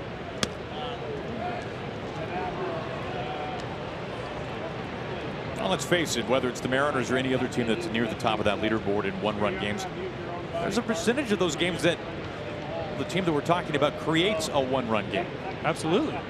Up by 4, you give up 3 late, all of a sudden you win by a run. Betts comes in right field. Out of the cut of the shade, makes the catch. Seager stranded. We go to the 7th. Mookie Betts will lead things off for the Red Sox.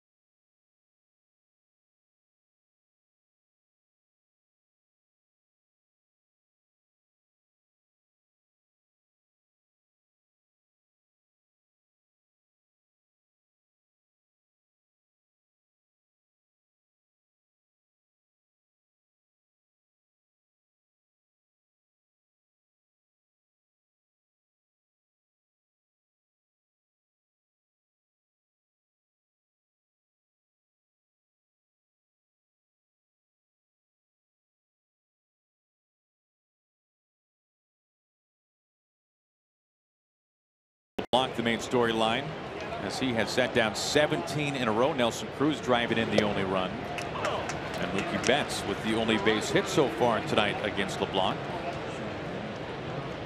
Who gets ahead once again, another first pitch strike.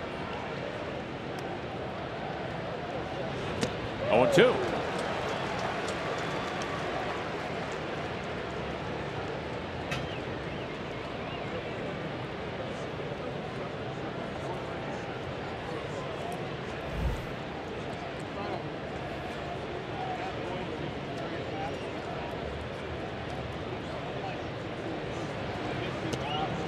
Off the plate, ball and 2 strikes.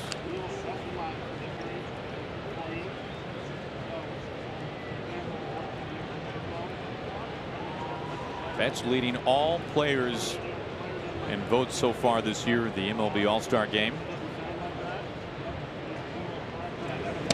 What a night for Wade LeBlanc. Punch out number 8. He continues to add on to his season's best total. Just another perfect pitch by Wade LeBlanc. Change up, down and away. Mookie Betts just runs out of bat, out in front, and strikeout number 8 for Wade LeBlanc. Major League Baseball on Fox next Saturday. Most of the nation will see, well, these same 2 teams, Mariners and the Red Sox from Fenway Park. For the rest of the country, Dodgers and Mets, or Royals and Astros. Coverage begins at 7 p.m. Eastern on Fox. Check local listings for the game in your area. Dodgers entering today 2.5 back of the Diamondbacks.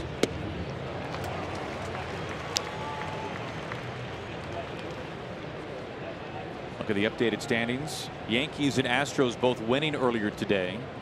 Red Sox a half game back. Mariners 1 game back.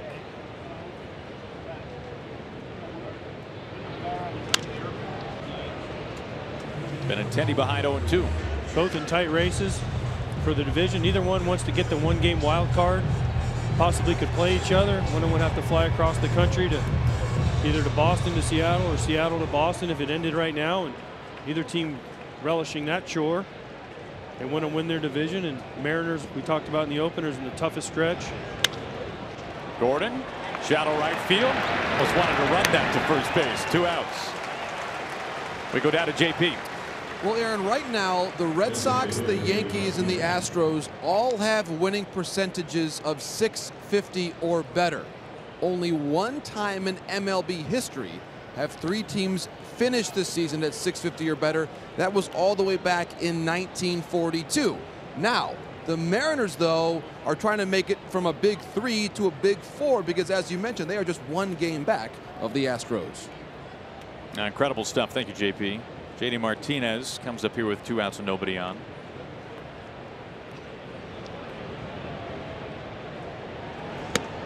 Well, that just shows you how top heavy the American League truly is. I honestly believe that the playoffs in the American League are almost set.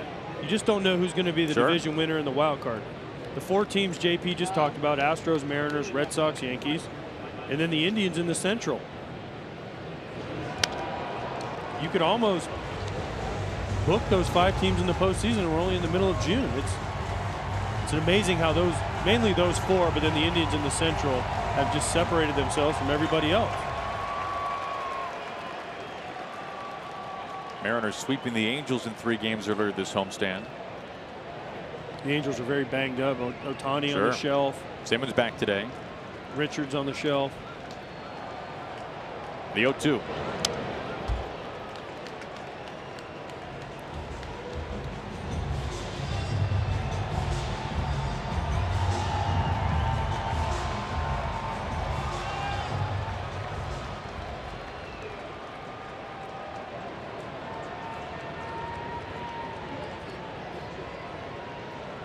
Martinez has hardly at all this year ever struck out 3 times in a game. He's 0 for 2 so far tonight, a couple of punch outs. The 0-2. In play to Seager, soft roller. So Glover to throw to first in time. How about Wade LeBlanc tonight? He has faced the minimum over 7 scoreless innings.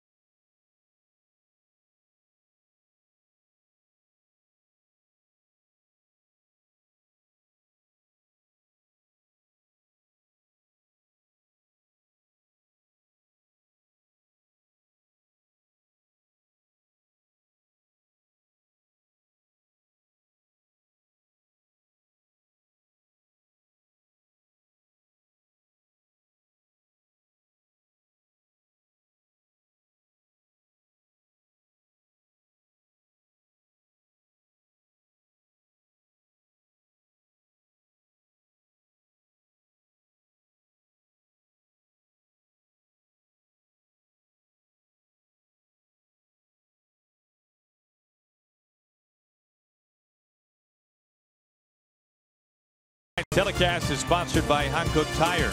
Chase down your passion never halfway. And by Geico, 15 minutes could save you 15% or more on car insurance.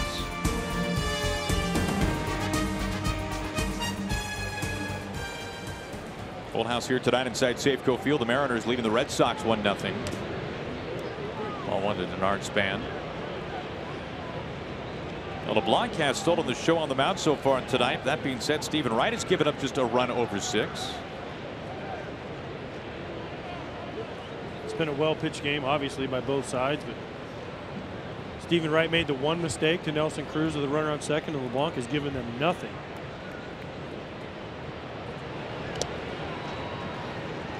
No walks, 8 strikeouts, just dominant.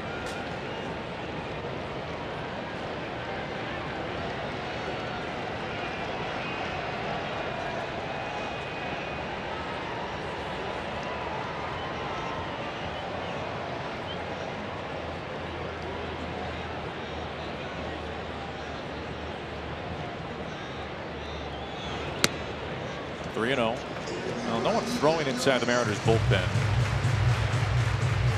That being said, one of the new toys for Scott Service, Alex Colomé, is on the rubber band. Getting stretched out a little bit.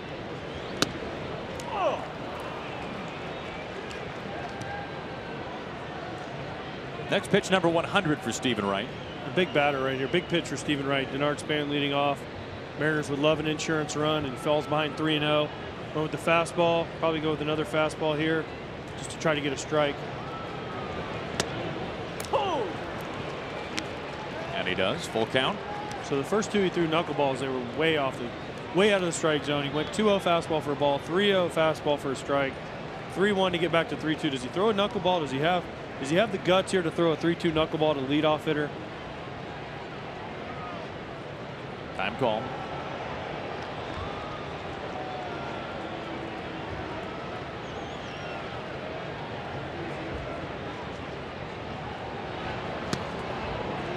Knuckle misses. Ball 4.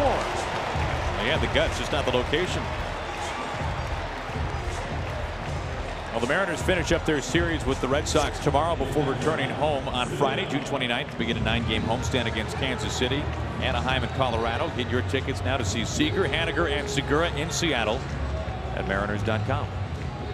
Always great crowds. Always great crowds here in Seattle. Every time I came here as a visitor, I always look forward to coming here because of the crowds. And I think tomorrow's game is a sellout, I heard. It is. Has been sold out for some time now.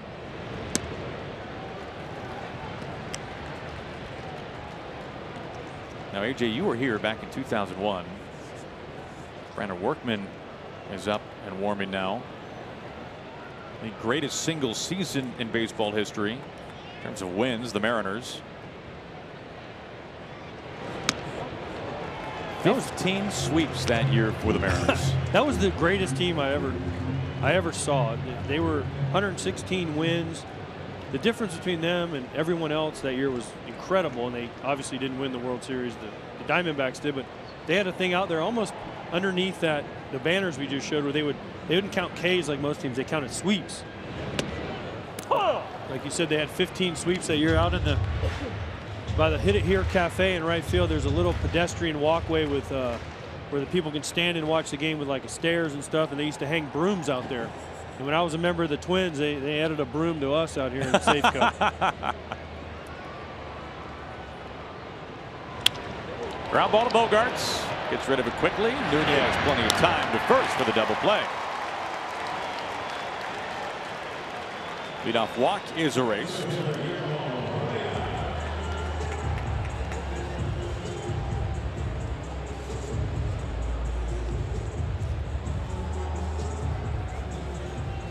That 0-1 team we were already talking about this Mariners team, how they just found ways to win. That 0-1 Mariners team, I mean, every way imaginable they would win a game. Behind, ahead. They had a great bullpen. They had good starters, but they had really just a lineup 1 through 9 that could do damage. It's very similar to this year's team. Already on the first pitch, really handcuffs Devers. Back on his feet.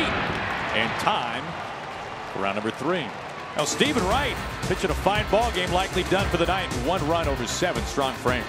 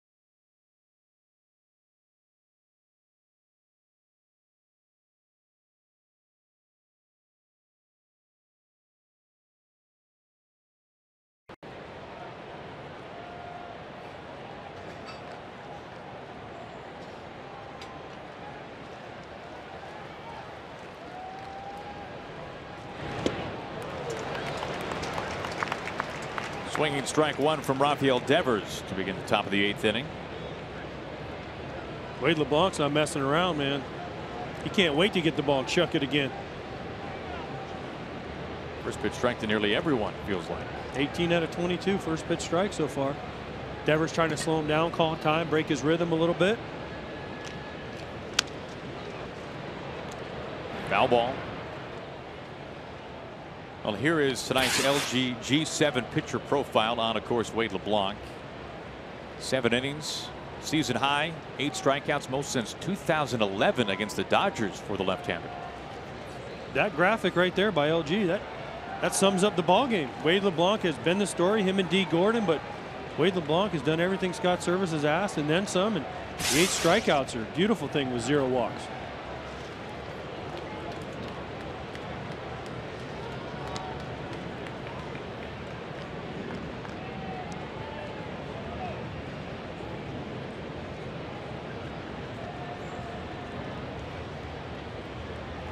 Colomé is now warming up inside the bullpen for the Mariners.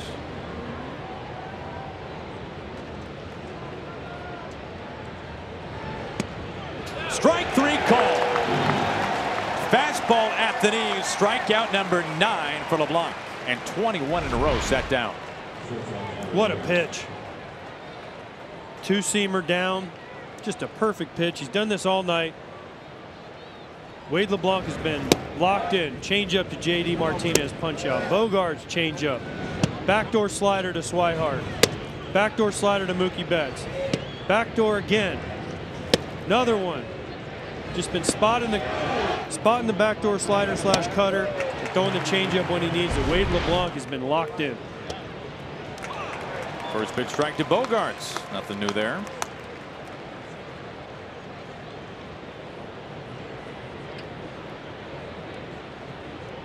Bogarts, an all-star back in 2016. 21 home runs that year, hit nearly 300.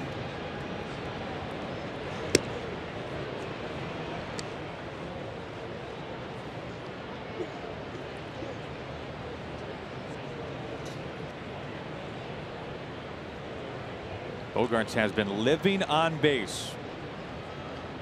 Has reached in 28 of the last 30 games. Yet to find a way aboard so far tonight through 2 at-bats.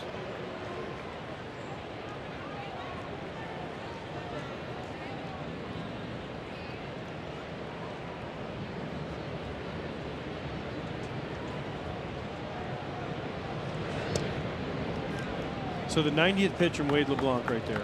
He's got a 1-0 lead. Say he gets to this inning quietly at a 95, 96 pitches.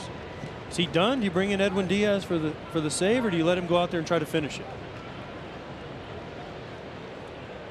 I think it's almost a certainty that Edwin Diaz pitches the 9th inning. Okay, and I think right now you can remove the word almost. Okay, I think it right now he's on hitter to hitter. So if Bogarts gets on, Colomé's coming in to face Nunez. If he gets Bogarts out, he'll stay out there and try to get Nunez out.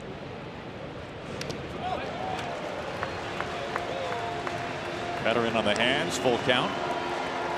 Xander Bogarts 3-1, went all in on a fastball. Thinking, all right, it's 3-1. He's got a 1-0 lead.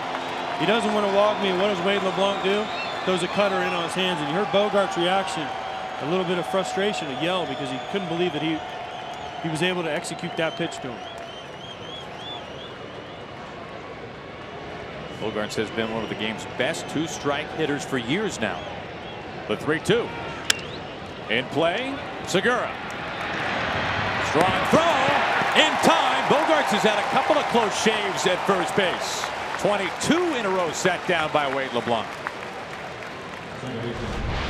Another great play by Gene Segura in the hole. Sets his feet. Nice strong throw just to get Bogarts again by half a step. But he's had that play a couple times in the hole to his backhand side. And the thing he does best is set his feet and line himself up to be able to make the perfect throw to Ryan Healy and get Bogarts.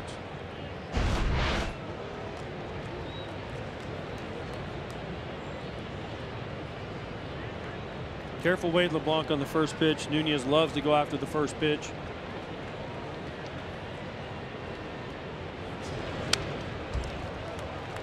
As you said, if you were Scott Service, by the way, right now, How happy are you in some ways that Mookie Betts began this game with a base hit?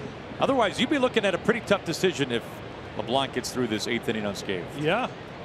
I guarantee you that he's not thinking about Mookie Betts getting a hit. He's thinking about, can we figure out a way to get 4 more outs and preserve the shutout and the 1-0 win? I'm sure he'd like a couple insurance runs in the bottom of the 8th, but runs have been hard to come by today. I've seen a perfect game here. 27 up, 27 down once. Yes, you have.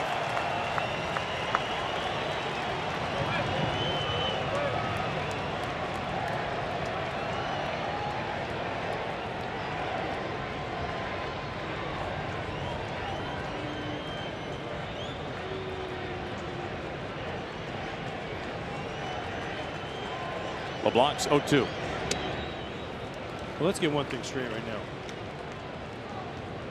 If Mookie Betts doesn't get that leadoff single, there's no way on earth that Scott Service could pull Wade LeBlanc. Sure. There's no way. I mean, he would have a riot in the stands from the crowd. And the clubhouse. Yeah, the clubhouse, the crowd. Heck, I might even run down there and grab him and be like, what are you doing? But fortunately, didn't have that decision.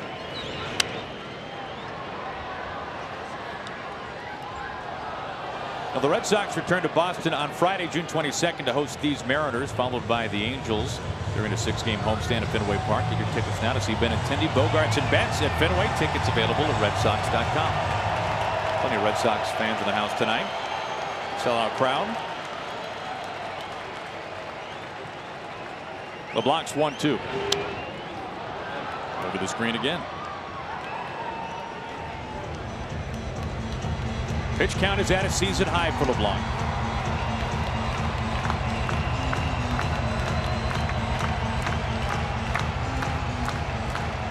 He has coasted. Not a lot of high-stress pitches in those 97.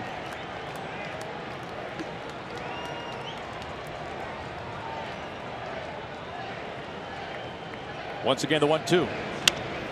In play, dropping right field. Haniger out of bounds. Nunez, the 2nd hit of the ball game for the Red Sox, and the first since the first batter. It snaps 22 batters retired in a row by left-handed Wade LeBlanc. Scott Service will go to his bullpen. Nunez, the tying run aboard. Go-ahead run. Swihart coming to the plate. And a standing ovation from over 44,000 inside Safeco Field for Wade LeBlanc.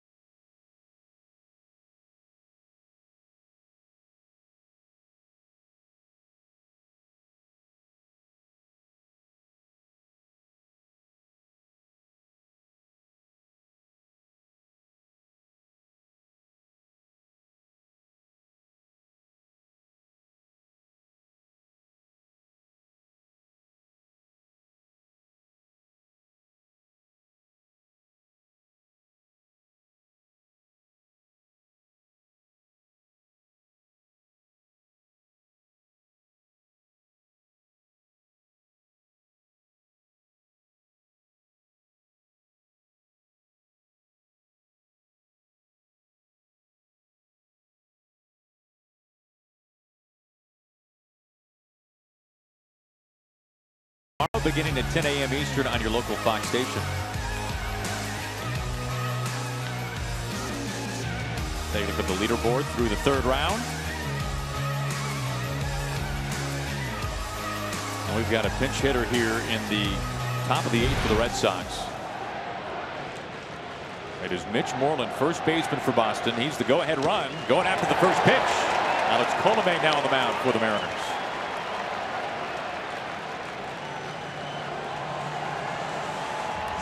Colomé recently acquired by general manager Jerry DiPoto, coming over with Denard Span.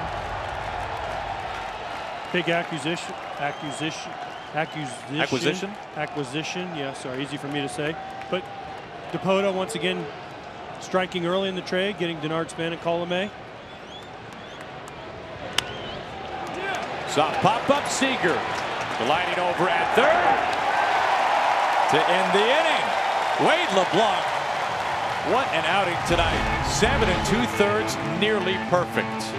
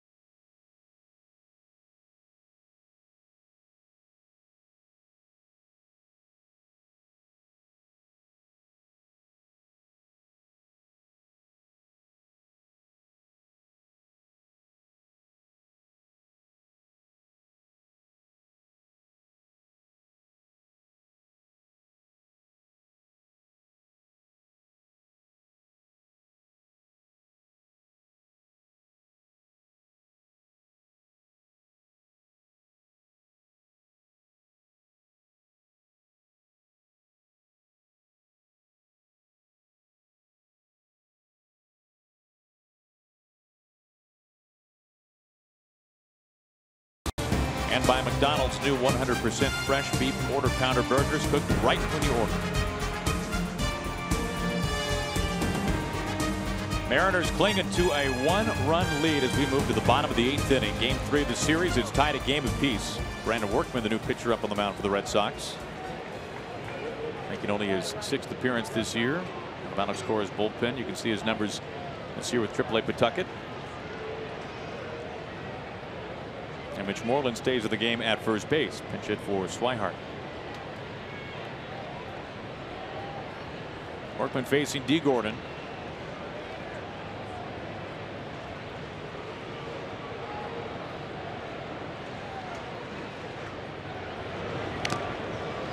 First pitch swing and a miss, and Vasquez wore that one a little bit. Yeah, the old foul ball off the kneecap, I think. A little hopping around for Christian Vasquez. Oh, he got both toes. One toe and an ankle, maybe. Take one knee over both feet.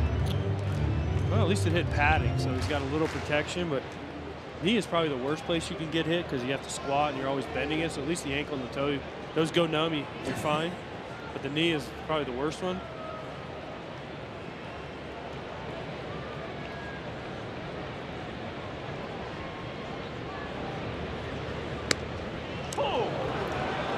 Now, what is this like, AJ, when you have seen a knuckleballer for 7 innings, 3 at-bats, and now all of a sudden you're seeing some actual heat?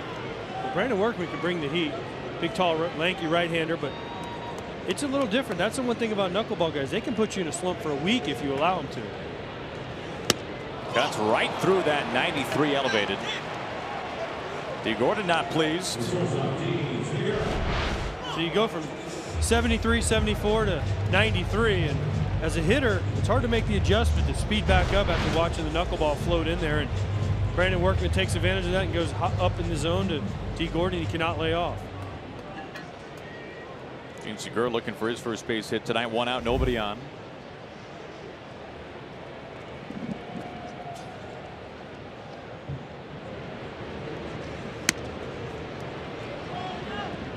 Curveball misses high, ball one. Workman, the former Longhorn in college, actually made his major league debut back in 2013 here at Safeco Field against the Mariners.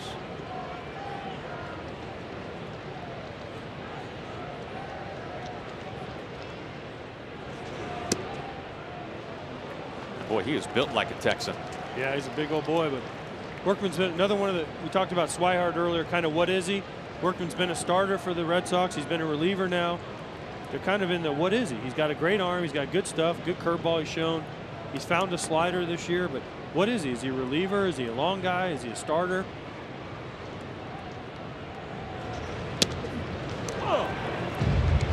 2-0 curveball to Gene Segura right there.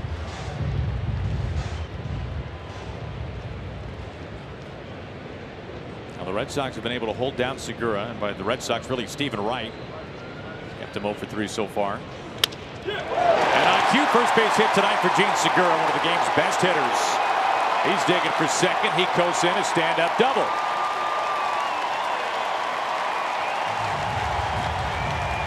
He is now tied Altuve for the most hits in the majors, his 98th this season. Finally gets a fastball from Brandon Workman and doesn't miss it. Yanks it down the left field line. Gene Segura with one of the shortest swings you'll ever see, direct to the ball. Pulls it past Rafael Devers for an easy double. And D. Gordon had trouble catching up to the heat, and after three curveballs in a row, Gene Segura has no problem catching up to Brandon Workman's fastball. What is the thumbs up they're all doing, Aaron? No, it's you know, you tell me, AJ. You're the one that's been in the dugout. I never got into that stuff. I never had a skit like that. Every team's got something, right? First pitch to Haniger. Oh, they do now, and it's cool because everyone kind of gets on the same page. It kind of just becomes something, but every team now you watch, every guy that gets a hit does something back to the dugout, and I figured you would know what the thumbs up was. I'm trying. We'll do more research. By the top of the ninth, I expect you to have the answer. All right, we got a mole down there. They'll tell us.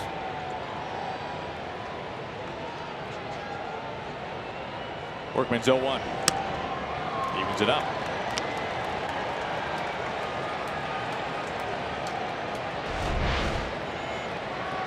They're all doing it, so they're just saying thumbs up, Gene, you can hit. He is well on his way to DC for the All-Star game. Haniger possibly as well, man at the plate.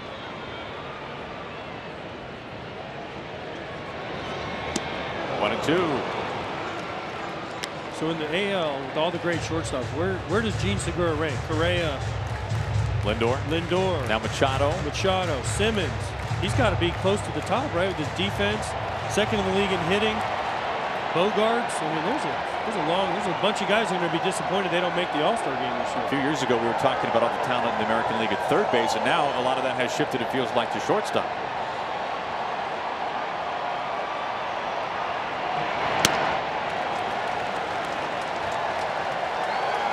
JP, I know you had a chance to catch up with Segura for a lengthy time yesterday. I did, Aaron, and Jerry Dipoto as well, the Mariners GM. I was talking to Jerry about Segura's evolution. How about this?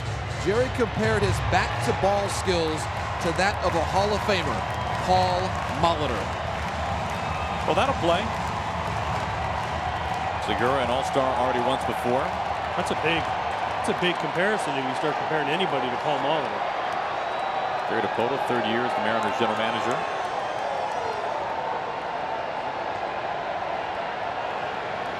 Here comes the 2-2. Cuts right through it. 92-mile-an-hour fastball from Workman. That's a big strikeout. Well, our dynamic play of the game presented by Hankook Tire, and it is the man coming to the plate right now, Nelson Cruz, driving in the only run of the game so far. Mariners have done nothing offensively except for this base hit by Nelson Cruz. Driving D. Gordon with 2 outs. The first hit Stephen Wright gave up all year with runners in scoring position, and Hankook play of the game so far.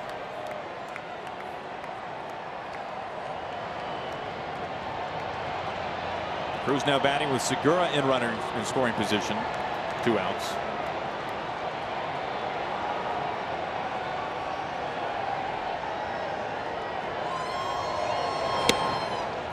Back at the curveball. So far, Workman's been able to drop the curveball at any time he needs a strike. Meanwhile, Edwin Diaz warming up inside the Mariners bullpen. The game's leading save leader. He is had a magnificent first half of the season.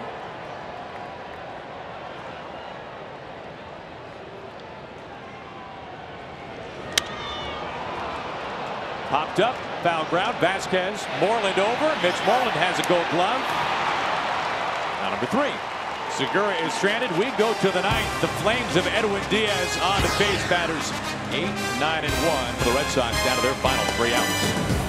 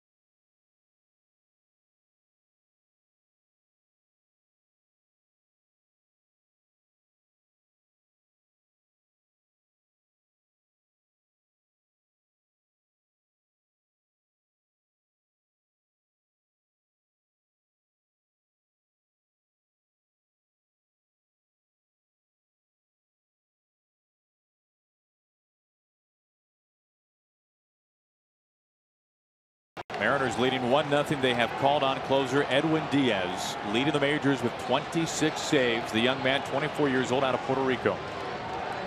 Facing a pinch hitter, Brock Holt, first pitch strike. You want to see just pure electric stuff? Watch Edwin Diaz. Fastball slider combo. Yeah, but 95, 96, up to 99, 100. And then a 90+ mile-an-hour slider. Perfect stuff for a closer.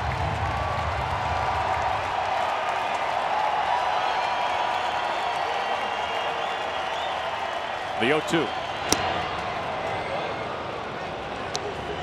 We joked with Chris Sale. He was joking about being so slender. See Edwin Diaz, man, he's not much bigger than Chris Sale, and they both throw 95, 97 miles an hour. LeBlanc 7 2/3 scoreless. Colomé a third of an inning. Now Diaz. Swing and a miss. Strike 3. High gas 97.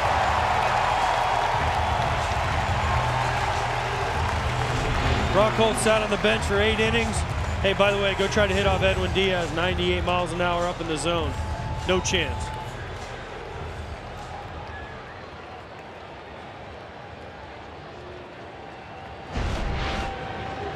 The Mariners are 2 outs away from getting to 21 games over 500 for the first time since 2003. And we are yet to see the slider from Diaz. No need. He's throwing heaters. When you're throwing heaters 97, 98 miles an hour, no one can catch up to it. Why waste your time with the slider?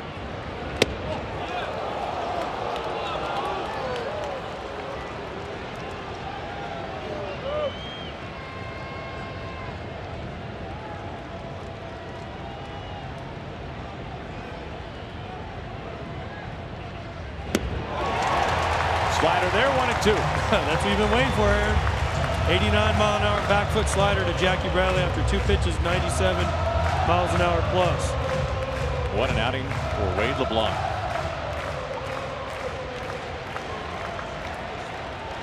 Back-to-back strikeouts. The slider gets Bradley.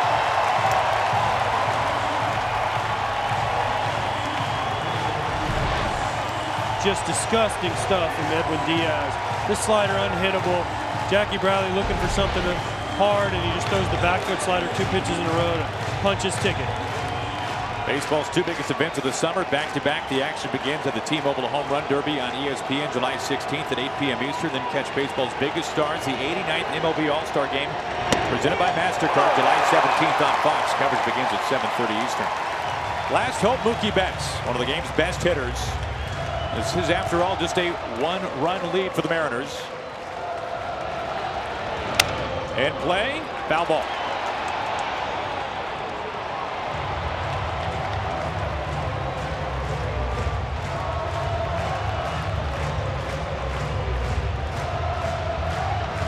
Now the pitching has been masterful for the Mariners today. How about this atmosphere? Over 44,000 again.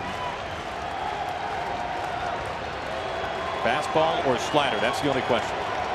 The 0-2. 100 miles an hour missing. And not by much. 44,000 umpires in the stands all thought it was strike 3. Where does this miss? Maybe a little away, maybe high. Oh, check swing. He does not go.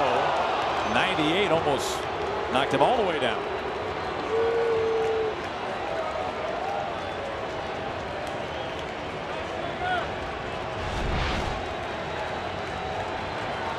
Wow. An appeal. He does not go again. They just can't get Vic Carapazzo to say strike 3. 2 close check swings by Mookie Betts in a row, and both appeals denied. Alex Cora, the manager of Team Puerto Rico in the WBC, where Edwin Diaz made such a name for himself. I got slider right here. 3-2 slider to end it. And he shift to a fastball away. The payoff. 99. Closers always want to try to end the game on a fastball. I don't know why. They just, something about ending the game, blowing a guy away. Another 3-2. Swing and a miss. Strike 3. Slider finishes off Betts. Diaz strikes out the side in order. And for the first time since 2003, the Seattle Mariners are 21 games over 500. What a pitching performance by the Seattle Mariners. The reaction by Diaz. 21 games over 500, but Wade LeBlanc, what a game you pitched tonight, son. Deserve all the credit in the world. Mariners win this one 1-0. Half their wins now by a run this year. For AJ Pierzynski, JP Morosi, I'm Aaron Goldsmith. Good night from Seattle. Once again, our final score, Mariners win it 1-0. We'll send you to our Los Angeles studios for more post-game coverage right after these messages.